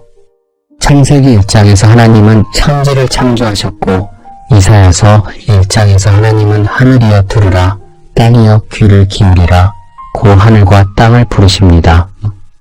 요한계시록 마지막 장에서 새 하늘과 새 땅이 등장하듯 이사야서 66장에서도 새 하늘과 새 땅을 내가 짓나니 라는 선언이 등장합니다. 성경의 첫 페이지와 마지막 페이지가 이사야서의 첫 장과 마지막 장 안에 이미 담겨 있었습니다. 이 정교한 구조를 바라볼 때 하나님의 말씀이 사람의 작품이 아니라는 확신이 더욱 깊어집니다. 여러분, 이 사실이 우리에게 주는 위로는 무엇일까를 헤아려 보십시오. 하나님은 성경 한 권 한 권을 이사야서 한 장 한 장을 무작위로 쌓아 두신 것이 아닙니다. 처음부터 끝까지 하나의 이야기로 하나의 계획으로 엮어 놓으셨습니다. 수천 년에 걸쳐 수십 명의 저자가 쓴 66권이 하나의 이야기로 연결된다는 것 자체가 기적입니다. 그리고 그 전체 이야기의 축소판이 이사야서 한 권 안에 담겨 있습니다. 성경 전체가 하나의 설계도 위에 세워져 있다면 여러분의 인생도 그러합니다. 지금 겪고 계신 일이 우연처럼 느껴지고 왜 이런 일이 일어나는지 이해할 수 없으셨던 순간이 있으셨을 줄로 압니다. 내 인생에 무슨 계획이 있겠느냐 고 자포자기하셨던 밤이 있으셨을 수도 있습니다. 그러나 하나님은 여러분의 삶에도 처음부터 끝까지 하나의 계획을 가지고 계십니다. 그 계획은 심판으로 끝나지 않고 반드시 은혜로 이어집니다. 66권의 성경이 하나의 설계도 안에 있듯이 여러분의 삶도 하나님의 설계도 안에 있습니다. 그 설계도를 그리시는 분은 전반부의 고난도 후반부의 은혜도 처음부터 함께 품고 계셨던 분이십니다. 이사야서 전반부를 지나오면서 우리는 하나님의 다양한 얼굴을 만났습니다. 유다의 반역 앞에서 탄식하시는 아버지의 얼굴, 열국의 교만을 꺾으시는 심판자의 얼굴이 있었습니다. 그리고 그 심판 한가운데서도 임마누엘과 평강의 왕을 약속하시는 구원자의 얼굴을 보았습니다. 전반부 39장은 어둠으로 끝나는 것이 아니라 빛을 향한 문을 열어놓고 있습니다. 심판의 한가운데에서도 임마누엘을 약속하셨고 열국의 심판 위에서도 내 백성 애굽이여 라고 부르셨던 하나님이시기 때문입니다. 전반부의 심판도 후반부의 은혜도 모두 처음부터 하나의 계획 안에 있었습니다. 구약 39권이 끝나고 신약 27권이 시작될 때 가장 먼저 들리는 소리는 아기 예수의 울음소리입니다. 이사야서 39장이 끝나고 40장이 시작될 때 가장 먼저 들리는 소리는 위로하라 는 하나님의 음성이었습니다. 심판의 시대가 끝나고 위로의 시대가 열리기 시작합니다. 율법의 무게 아래에서 짓눌려 있던 백성에게 은혜의 바람이 불어오고 있었습니다. 400년의 침묵을 깨고 신약이 시작되었듯 이사야서도 39장의 심판을 지나 40장에서 완전히 새로운 목소리가 터져 나옵니다. 이 전환점 앞에 서 계신 여러분에게도 같은 말씀이 적용됩니다. 혹시 지금까지의 삶이 심판과 고난의 전반부처럼 느껴지셨을 수도 있습니다. 시련이 계속되고 기다림이 길어지며 끝이 보이지 않는 어둠 속을 걸어오신 분도 계실 줄로 압니다. 그러나 이사야서가 39장에서 끝나지 않듯이 여러분의 이야기도 거기서 끝나지 않습니다. 반드시 40장이 찾아옵니다. 위로의 음성이 들려오는 새로운 장이 열립니다. 구약의 마지막 페이지를 넘기면 마태복음이 시작되듯 여러분의 고난의 마지막 페이지를 넘기면 하나님의 위로가 기다리고 있습니다. 이사야서의 구조가 성경 전체를 품고 있다는 이 사실은 하나님의 말씀이 얼마나 정교하고 신실한지를 보여줍니다. 한 권의 책 안에 66권의 메시지가 압축되어 있다는 것은 이 말씀을 주신 분의 지혜가 사람의 지혜를 넘어선다는 증거입니다. 그 하나님이 여러분의 삶도 설계하고 계십니다. 전반부의 심판이 후반부의 은혜를 위한 준비였듯이 지금의 고난도 다가올 은혜를 위한 하나님의 준비였던 것입니다. 우리가 전반부만 보고 있을 때에도 하나님은 이미 후반부를 쓰고 계셨습니다. 세상의 모든 것이 변화해도 하나님의 말씀만은 영원히 서 있습니다. 그 영원한 말씀 위에 여러분의 삶이 서 있기에 그 삶도 영원한 계획 안에 있는 줄로 믿습니다. 이제 이사야서 후반부의 문이 열립니다. 심판의 계절이 지나고 위로의 계절이 시작됩니다. 이사야서 40장이 열리는데 그 첫 마디가 지금까지와는 완전히 다릅니다. 이사야 40장 1절에서 2절은 이렇게 선포합니다. 위로하라, 내 백성을 위로하라, 너희의 하나님이 말씀하시니라 고 시작합니다. 이어서 너희는 예루살렘의 마음에 닿도록 말하며 그곳에게 외쳐 고하라, 그 복역의 때가 끝났고 그 죄악이 사함을 받았느니라 고 선포하십니다. 전반부 39장 동안 이어졌던 심판의 메시지가 이 한마디 앞에서 멈춥니다. 하나님의 첫 마디가 정죄가 아니라 위로였다는 사실을 가만히 마음에 새겨보십시오. 오랜 시간 잘못을 꼬집기만 하던 아버지가 문을 열고 들어오며 처음 건네는 말이 괜찮으냐 라는 한마디였다면 그 마음이 얼마나 따뜻하게 느껴지겠는지를 생각해 보십시오. 하나님은 39장 동안의 심판을 지나 40장의 첫 마디를 바로 그 말씀을 하고 계셨습니다.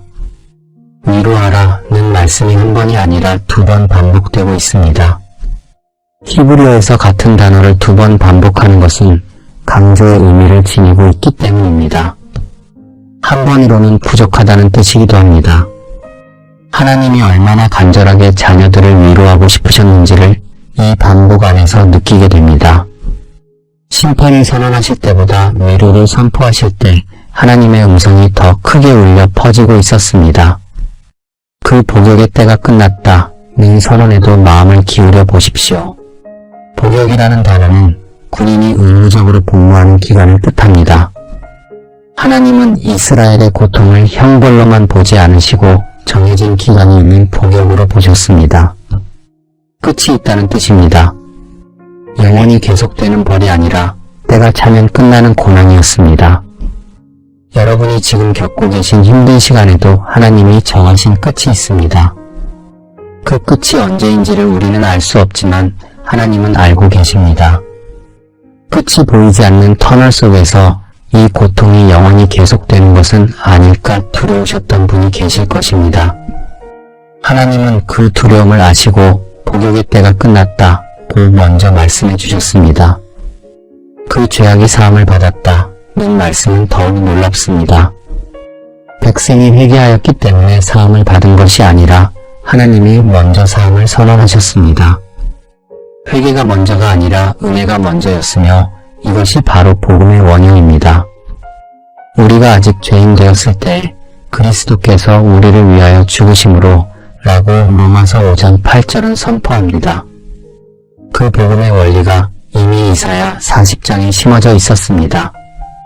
하나님의 용서는 사람의 자격에 달린 것이 아니라 하나님의 마음에서 시작되는 것이기 때문입니다. 이 말씀이 선포되는 배경을 떠올려 보십시오. 이스라엘은 아직 바벨론 포로가 되기 전이었습니다. 이사야는 포로 생활이 시작되기도 전에 이미 그 끝을 선포하고 있었기 때문입니다. 고통이 시작되기도 전에 위로를 준비해 두시는 것이 바로 하나님이 하시는 일이십니다. 여러분의 삶에서도 마찬가지입니다. 지금 겪고 계신 어려움이 끝나기도 전에 하나님은 이미 그 뒤에 올 위로를 준비해 놓으셨습니다. 우리 눈에는 아직 고난의 한가운데이지만 하나님의 시선에서는 이미 위로의 때가 정해져 있는 것입니다.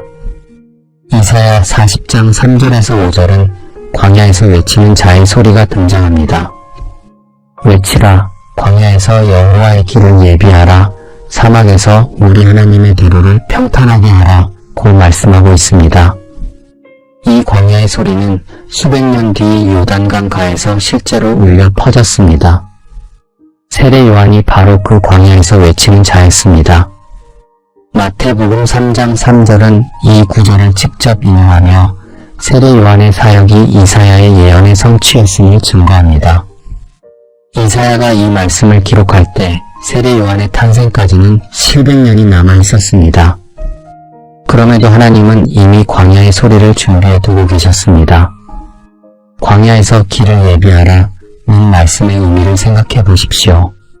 고대 근동에서 왕이 행차할 때 미리 사람들을 보내어 길을 닦고 고르게 만들었습니다. 하나님이 오시는 길을 닦으라는 이 명령은 하나님이 직접 자기 백성에게로 오시겠다는 선언입니다. 심판의 하나님이 아니라 구원의 하나님이 오시는 길이었습니다. 그 길의 끝에 예수 그리스도가 서 계셨습니다. 이 광야의 소리에 이어서 이사야 40장 6절에서 8절은 인간의 연약함을 직시하게 합니다. 모든 육체는 풀이요 그 영광은 들의 꽃 같으니 풀은 마르고 꽃은 시드나 우리 하나님의 말씀은 영원히 서리라 고 선포하고 있습니다. 사람의 힘은 풀처럼 마르고 세상의 영화는 꽃처럼 시들어갑니다. 건강도 재물도 명예도 언젠가는 지나가게 됩니다. 그러나 하나님의 말씀은 지나가지 않습니다.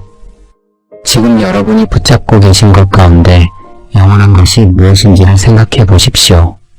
세상이 주는 것은 풀처럼 마르지만 하나님의 말씀 위에 세운 것은 영원히 남게 됩니다. 이 진리 위에서 이제 하나님은 자기 백성을 향해 목자의 모습으로 다가오십니다.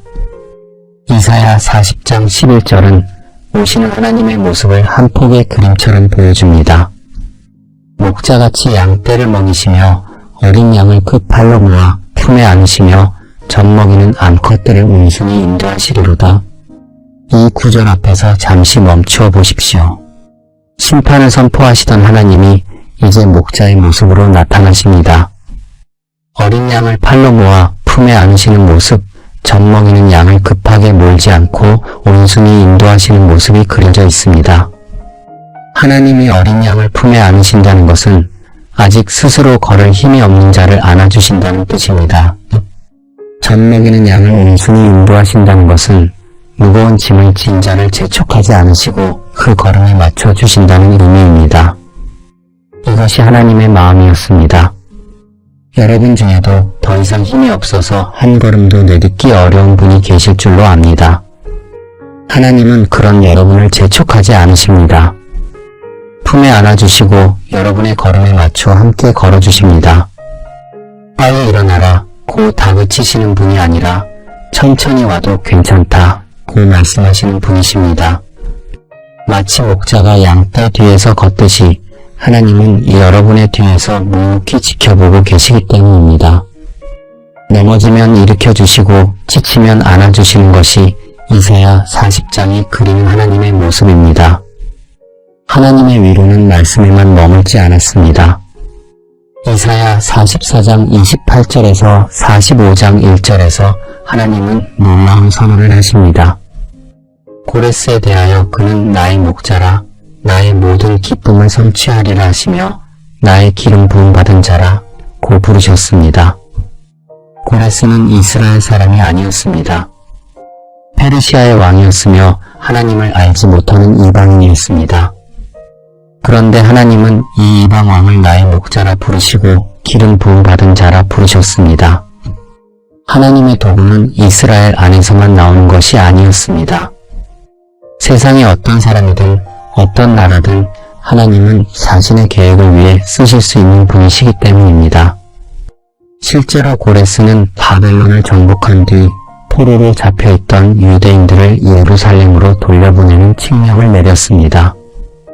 이사야가 이 예언을 기록한 것은 고레스가 태어나기도 전이었기에 하나님이 역사를 얼마나 정밀하게 주관하시는지를 보여주는 증거이기도 합니다. 위로하라, 내 백성을 위로하라 고하신 그 위로가 말로만 끝나지 않았던 것입니다. 이방 왕의 손을 통해서라도 자녀를 집으로 데려오시는 것이 아버지의 마음이었습니다.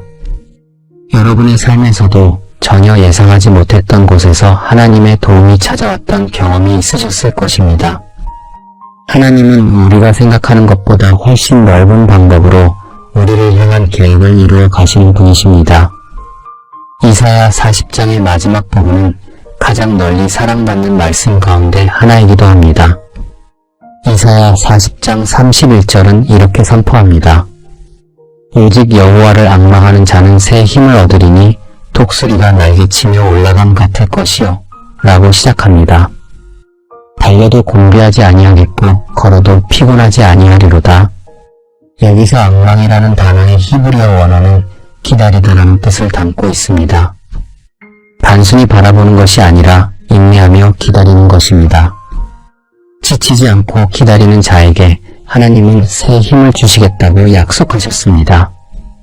독수리가 날개치며 올라가는 모습을 떠올려 보십시오. 독수리는 자기 힘으로 높이 나는 새가 아닙니다. 뜨거운 공기가 위로 올라가는 상승 기류를 만나 날개를 펼치고 그 바람에 몸을 맡깁니다. 자기 힘이 아니라 바람의 힘으로 올라갑니다. 하나님은 여러분에게 더 열심히 날갯짓을 하라고 말씀하지 않으십니다. 다만 날개를 펼치고 하나님의 바람에 몸을 맡기라고 말씀하고 계실 뿐입니다. 지쳐서 더 이상 날갯짓할 수 없을 때 하나님의 바람이 여러분을 들어 올려주십니다. 이 말씀의 순서에도 깊은 의미가 담겨 있습니다. 독수리같이 올라가는 것이 먼저 나오고 달리는 것이 그 다음이며 걷는 것이 마지막입니다. 보통이라면 걷기, 달리기, 나는 것의 순서가 자연스럽겠지만 이사야는 그 순서를 뒤집어 놓았습니다. 이것은 신앙의 여정을 보여주는 것이기도 합니다. 처음에는 은혜의 감격으로 날아오르다가 시간이 지나면 달리게 되고 더 오래 지나면 걷게 됩니다. 하나님은 그 모든 단계에서 곤비하지 않게 하시겠다고, 피곤하지 않게 하시겠다고 약속하고 계십니다. 날아오르는 순간만이 아니라 묵묵히 걷는 시간까지도 하나님의 약속 안에 있습니다. 여러분의 신앙이 지금 어떤 단계에 있으셔도 괜찮습니다.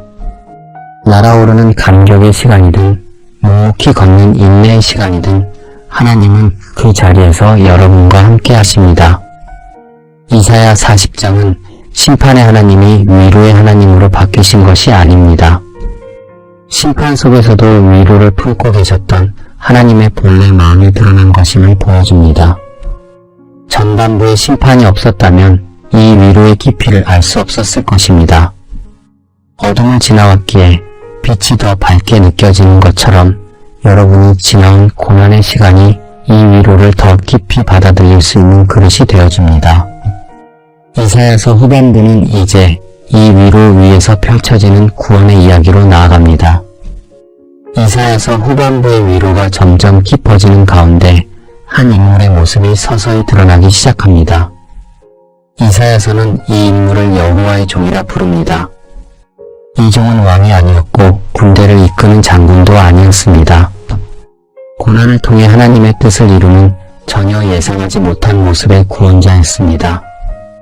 이사야 52장 13절에서 하나님은 이렇게 말씀하십니다. 내 종이 형통하리니 높임을 받아 존귀하게 되리라. 그런데 바로 다음 구절인 52장 14절에서 그의 모습이 놀랍도록 뒤바뀝니다. 그의 얼굴이 다른 사람보다 상하였으며 그의 모양이 사람의 아들들보다 손상되었다고 기록하고 있습니다. 높임을 받을 자가 가장 낮은 자리까지 내려가시는 장면입니다. 이 반전 앞에서 잠시 멈추어 보십시오. 영광의 자리에서 고난의 자리로 내려오시는 것이 하나님의 구원 방식이었습니다. 이사야 53장은 이 고난의 종의 모습을 가장 상세하게 그리고 있습니다. 53장 2절에서 3절은 이렇게 묘사합니다. 그는 주 앞에서 자라나기를 마른 땅에서 나온 뿌리 같아서 본 모양도 없고 풍채도 없은즉 우리가 보기에 흠모할 만한 아름다운 것이 없도다. 그는 멸시를 받아 사람들에게 버림받았으며 간고를 많이 겪었으며 질고를 아는 자라고 기록하고 있습니다. 마른 땅에서 나온 뿌리라는 표현에 마음을 기울여 보십시오. 비옥한 토양이 아니라 아무것도 자랄 수 없는 메마른 땅에서 나온 뿌리입니다. 화려한 궁전이 아니라 나사렛이라는 작은 마을에서 태어나신 예수님의 모습과 정확히 겹쳐집니다. 멸시를 받아 사람들에게 버림받았다는 표현도 가만히 되새겨 보십시오. 여러분 중에도 사람들에게 무시당하거나 버림받은 경험이 있으신 분이 계실 것입니다. 아무리 노력해도 인정받지 못하고 존재 자체가 무시당하는 느낌을 받으셨던 시간이 있으셨을 줄로 압니다. 이사야가 예언한 이 종은 바로 그 자리에 서 계셨습니다. 멸시와 버림의 자리를 먼저 걸어가신 분이기에 여러분의 아픔을 아십니다. 이사야 53장 4절에서 5절은 이사야서 전체에서 가장 놀라운 선언을 담고 있습니다. 그는 실로 우리의 질고를 지고 우리의 슬픔을 당하였거늘 우리는 생각하기를 그는 징벌을 받아 하나님께 맞으며 고난을 당한다 하였노라 고 시작합니다. 이어서 그가 찔림은 우리의 허물 때문이요 그가 상함은 우리의 죄악 때문이라 고 선언하십니다. 그가 징계를 받음으로 우리는 평화를 누리고 그가 채찍에 맞음으로 우리는 나음을 받았도다. 이 구절 앞에서 오래 머물러 보십시오. 우리의 질고를 그가 지셨고 우리의 허물 때문에 그가 찔리셨으며 우리의 죄악 때문에 그가 상하셨습니다. 모든 고통의 방향이 우리에게서 그에게로 향하고 있습니다. 이것이 대속의 원리입니다.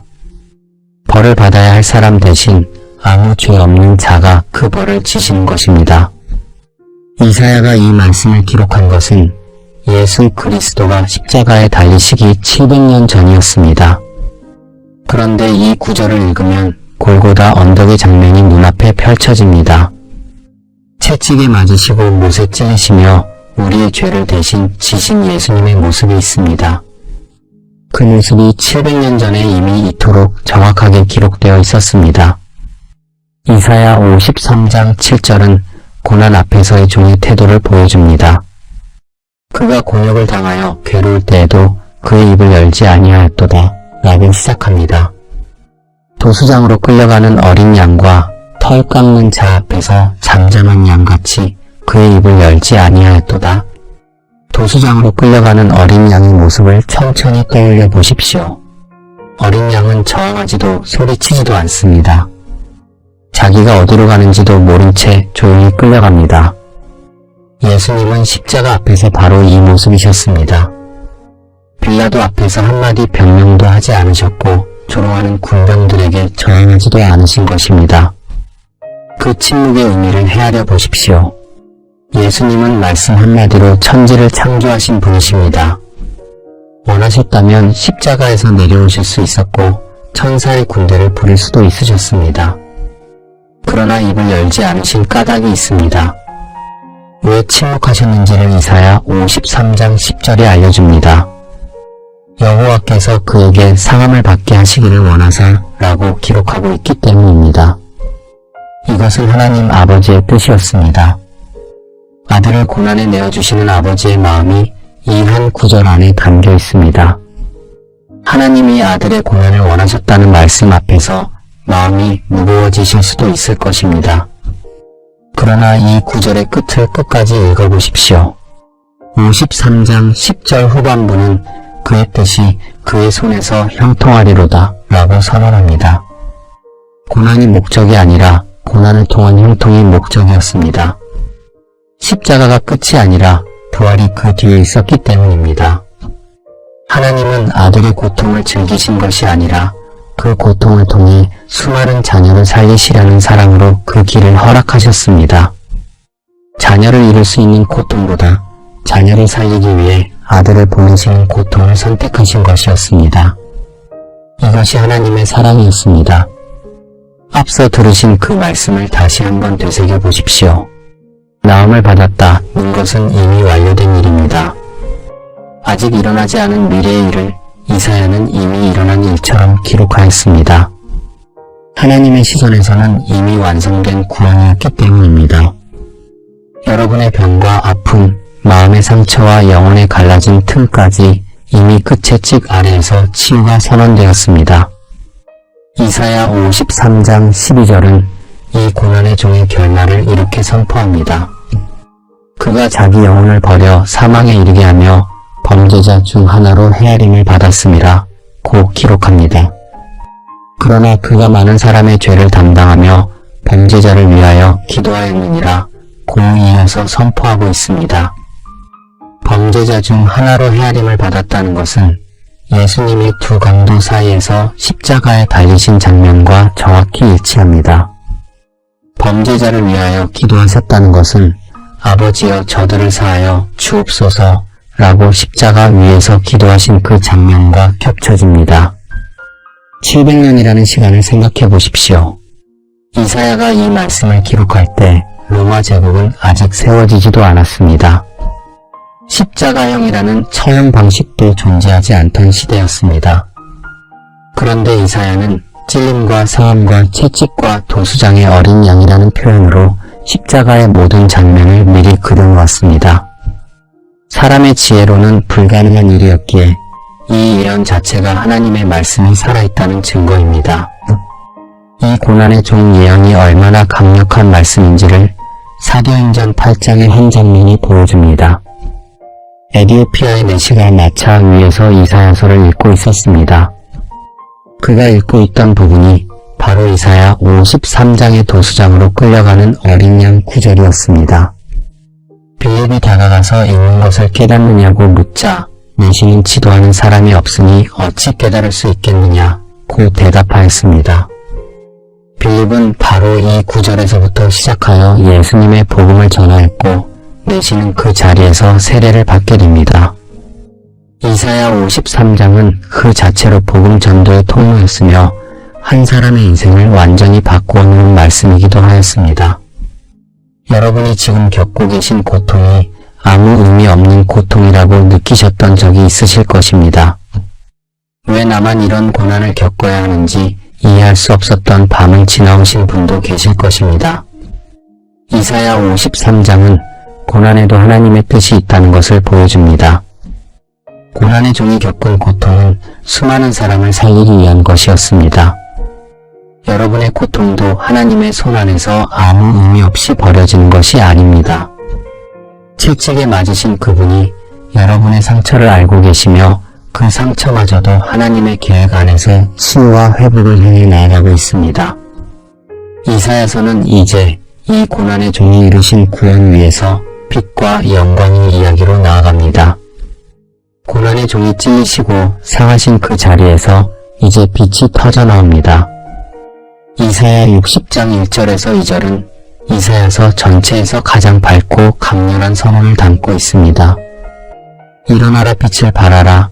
이는 내 빛이 이르렀고 여호와의 영광이 내 위에 임하였음이니라 고 시작합니다. 이어서 보라 어둠이 땅을 덮을 것이며 캄캄함이 만민을 가리려니와 여호와께서 내 위에 임하실 것이며 그의 영광이 내 위에 나타나리라 고 선포하십니다. 이 말씀의 첫 마디가 일어나라 라는 명령입니다. 누워있는 자에게, 주저앉아 있는 자에게 하시는 말씀이었습니다. 오랫동안 어둠 속에 웅크리고 있던 사람에게 일어나도 된다 고 허락하시는 음성이기도 합니다. 일어나라는 이 명령이 누구에게 향하고 있는지를 생각해 보십시오. 전반부에서 심판을 받았던 백성, 바벨론에 끌려갔던 포로들, 그리고 고난의 종이 대신 짊어진 죄의 무게 아래에 있던 사람들에게 하시는 말씀입니다. 자격이 있어서 일어나라고 하신 것이 아닙니다. 빛이 이르렀기 때문에 일어나라고 하셨습니다. 여러분이 일어날 힘이 있어서가 아니라 여러분을 비추는 빛이 먼저 도착하였기에 일어나라고 부르시는 것입니다. 빛을 발하라 는 말씀도 놀라운데 발하라 는 것은 빛을 만들어내라는 뜻이 아닙니다. 이미 비추고 있는 빛을 반사하라는 의미입니다. 달이 스스로 빛을 내지 못하지만 태양빛을 받아 세상을 밝히듯이 우리도 스스로 빛을 낼 수 없습니다. 그러나 하나님의 빛을 받아 세상을 비추는 존재가 됩니다. 빛의 근원은 여러분이 아니라 여러분 위에 임하신 하나님의 영광이십니다. 그러므로 나는 부족하다. 나에게는 그런 능력이 없다. 고 뒤를 물러서실 필요가 없습니다. 어둠이 땅을 덮고 캄캄함이 만민을 가리는 때 하나님은 빛을 발하라고 하셨습니다. 어둠이 없는 세상에서 빛을 발하라고 하신 것이 아닙니다. 가장 어두운 때에 빛이 가장 밝게 보이기 때문입니다. 여러분이 살고 계신 이 시대가 어둡게 느껴지실 수 있습니다. 세상이 점점 혼란스러워지고 사람들의 마음이 메말라 가는 것을 보면서 답답하셨던 분이 계실 줄로 압니다. 그러나 하나님은 바로 그 어둠 속에서 여러분을 빛으로 세우셨습니다. 어둠이 깊어질수록 여러분의 빛은 더 분명하게 드러나게 됩니다. 이사야 60장 3절은 이 빛의 영향력을 선포합니다. 나라들은 내 빛으로 왕들은 비치는 내 광명으로 나오리라. 이스라엘의 빛이 이스라엘 안에만 머무르지 않고 열방을 비추게 된다는 선언입니다.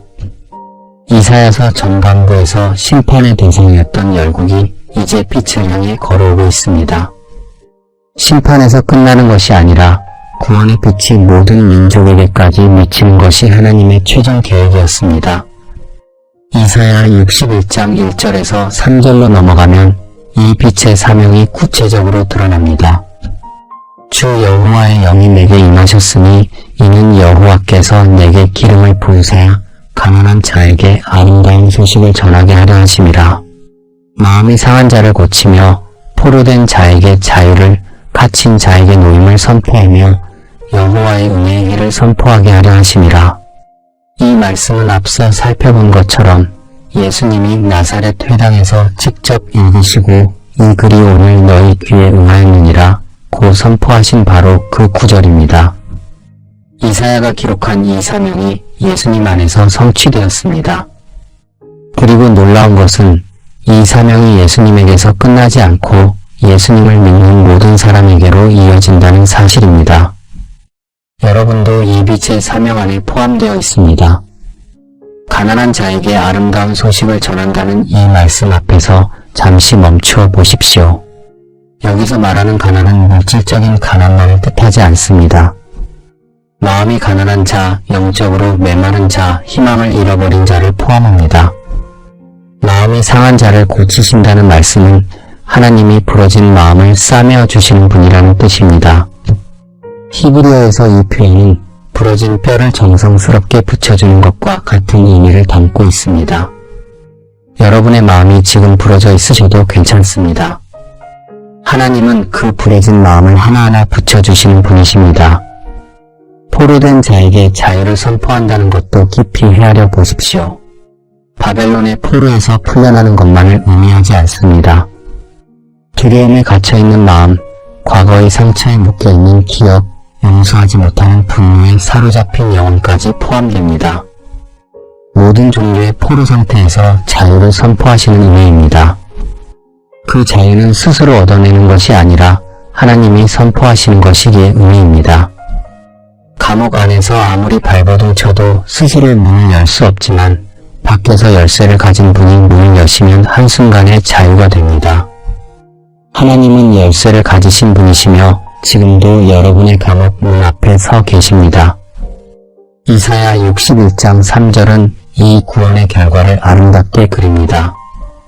슬퍼하는 자에게 화관을 주시되 죄를 대신하여 아름다움을 주시고 슬픔을 대신하여 기쁨의 기름을 주십니다. 근심을 대신하여 찬송의 옷을 주시리라 않고 약속하고 계십니다. 죄를 대신하여 화관을 주신다는 것에 마음을 기울여 보십시오. 고대 이스라엘에서 죄는 슬픔과 애통의 상징이었습니다. 사람이 깊은 슬픔에 빠지면 머리에 죄를 뿌렸습니다. 하나님은 그 죄를 털어내시고 그 자리에 화관을 씌워주시겠다고 약속하십니다. 슬픔이 기쁨으로, 근심이 찬송으로 바뀌는 이 약속은 단순한 감정의 변화가 아닙니다. 하나님이 직접 손을 대셔서 슬픔을 거두어 가시고 그 자리에 기쁨을 채워 넣으시는 의미입니다. 여러분의 머리 위에 지금 죄가 뿌려져 있다 해도 하나님은 그 죄를 닦아주시고 화관을 씌워주실 분이십니다. 이것이 이사야서가 약속하는 구원의 모습입니다. 이사야 62장 2절에서 3절은 구원받은 백성에게 새 이름을 주시겠다고 선언합니다. 이방 나라들이 내 공의를 보겠고 모든 왕이 내 영광을 보리라 고 시작합니다. 너는 여호와의 입으로 정하실 새 이름으로 불릴 것이며 여호와의 손의 아름다운 관이 될 것이라 고 이어서 선포합니다. 새 이름을 주신다는 것은 과거의 정체성을 바꾸어 주신다는 뜻입니다. 죄인이라는 이름, 실패자라는 이름, 버림받은 자라는 이름을 거두시고 하나님의 손에 들린 아름다운 관이라는 새 이름을 주시겠다는 것입니다. 여러분이 스스로에게 붙여왔던 이름이 무엇이든 하나님은 그 이름을 바꾸어 주십니다. 나는 부족하다, 나는 자격이 없다, 나는 쓸모없다 라고 스스로를 불러왔던 분이 계시다면 이 말씀이 여러분을 위한 것입니다. 이 말씀이 여러분의 마음 깊은 곳까지 닿기를 바랍니다. 하나님은 여러분을 아름다운 관이라 부르십니다. 여호와의 입으로 정하신 이름이기에 세상 그 누구도 이 이름을 빼앗아 갈 수 없습니다. 이사야 62장 4절은 이 새 이름의 의미를 더 구체적으로 알려줍니다. 다시는 너를 버림받은 자라 하지 아니하며 내 땅을 다시는 황무지라 하지 아니하고 오직 너를 헵시바라 하며 내 땅을 필라라 하리니, 헵시바는 나의 기쁨이 그에게 있다 는 뜻이며 필라는 결혼한 자, 즉 하나님과 언약의 관계에 있는 자라는 뜻입니다. 버림받은 자에서 나의 기쁨으로 황무지에서 하나님의 신부로 바뀌는 것이 이사야서가 선포하는 회복의 끝입니다. 지금까지 스스로를 버림받은 자라고 여겨왔던 분이 계시다면 하나님은 오늘 밤 그 이름을 바꾸고 계십니다. 나의 기쁨이라는 이름이 여러분의 새 이름입니다. 이 말씀에서 그려지는 빛과 영광은 먼 미래의 일만이 아닙니다. 고난의 종이 이루신 구원 위에서 지금 이 순간에도 여러분에게 적용되는 약속입니다. 일어나라는 명령은 지금도 여러분을 향해 울려 퍼지고 있습니다. 제 위에 앉아있는 여러분에게 화관을 씌우시려는 하나님의 손이 이 순간에도 여러분을 향해 뻗어있기 때문입니다. 이사야서는 이제 이 모든 약속이 향하는 최종 목적지를 보여줍니다. 이사야서의 마지막 장면이 다가옵니다. 빛과 영광의 선언을 지나 이사야서는 모든 약속의 끝이 어디를 향하고 있는지를 보여줍니다. 이사야 65장 17절은 이렇게 선포합니다.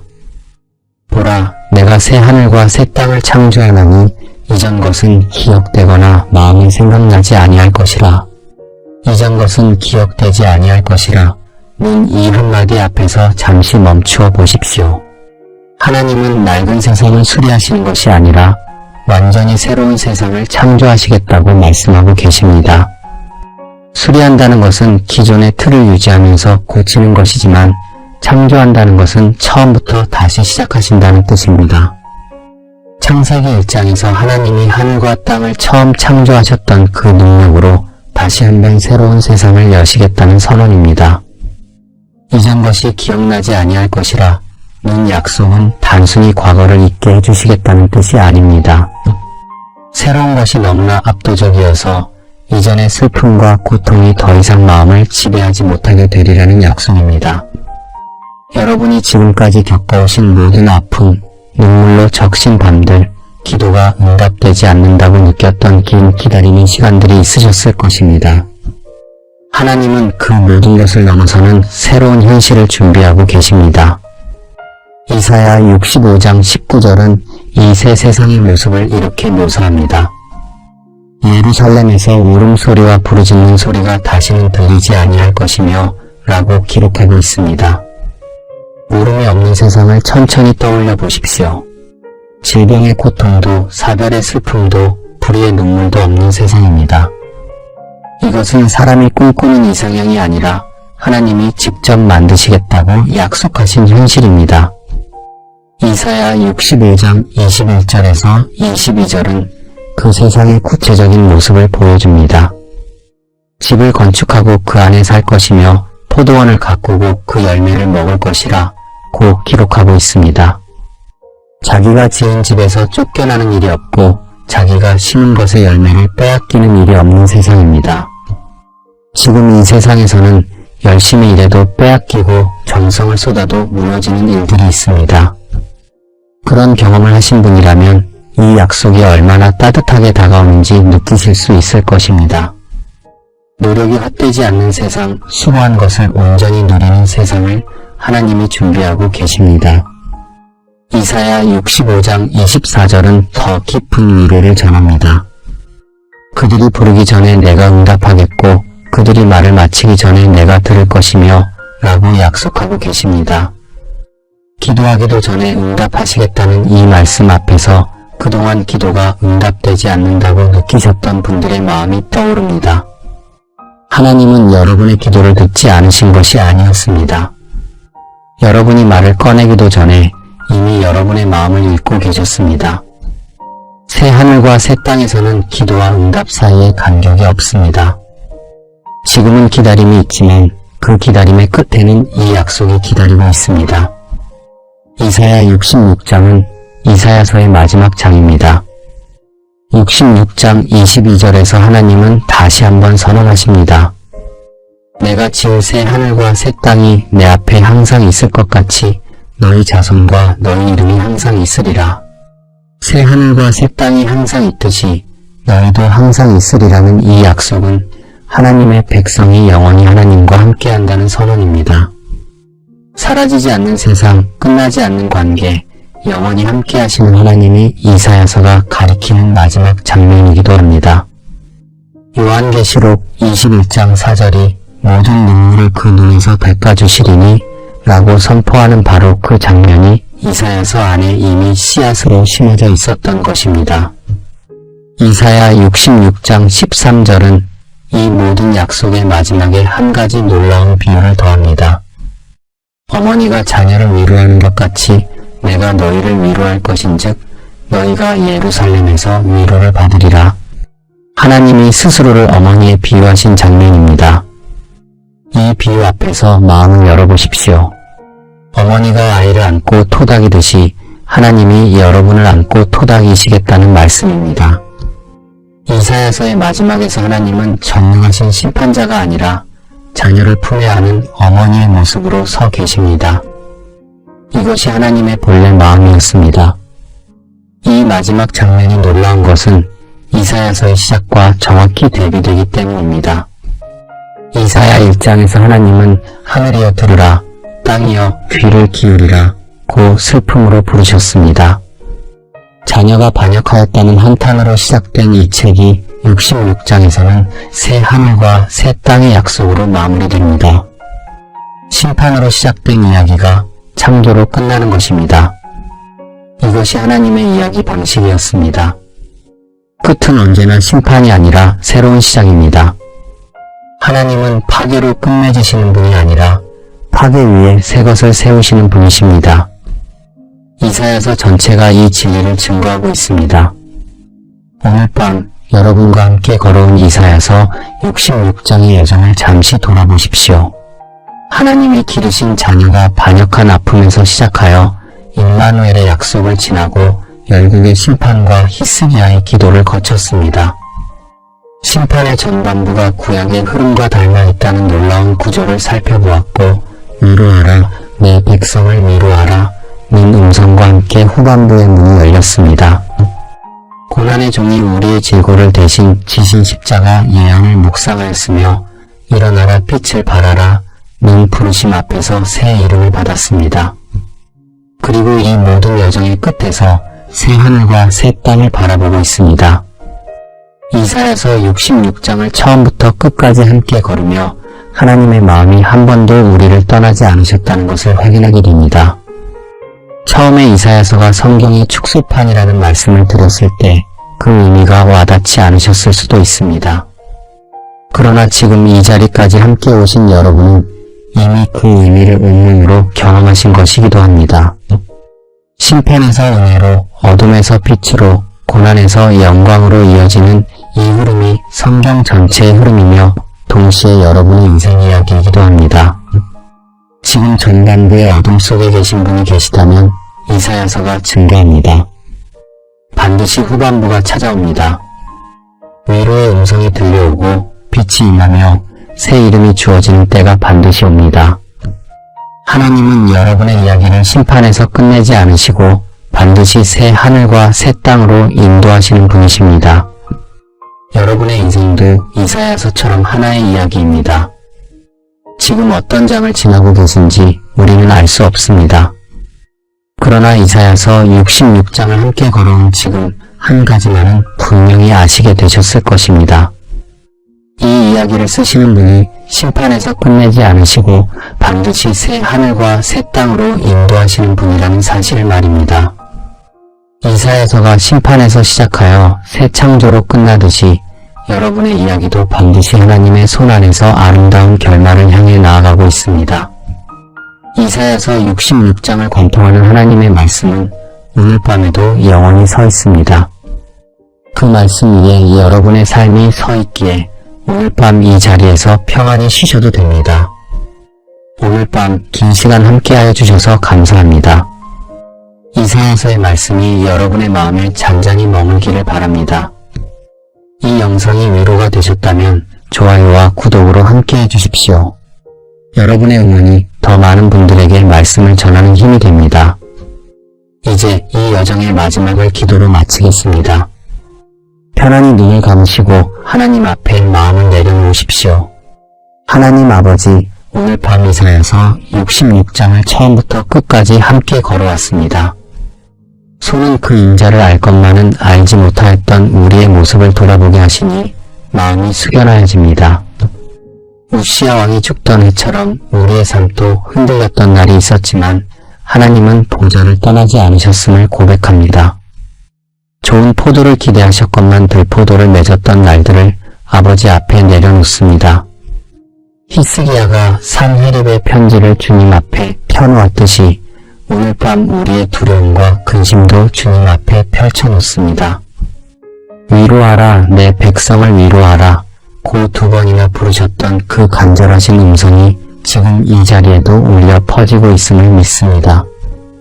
우리의 허물 때문에 찔리시고 우리의 죄악 때문에 상하신 고난의 종 예수 그리스도를 보여 주심에 감사드립니다.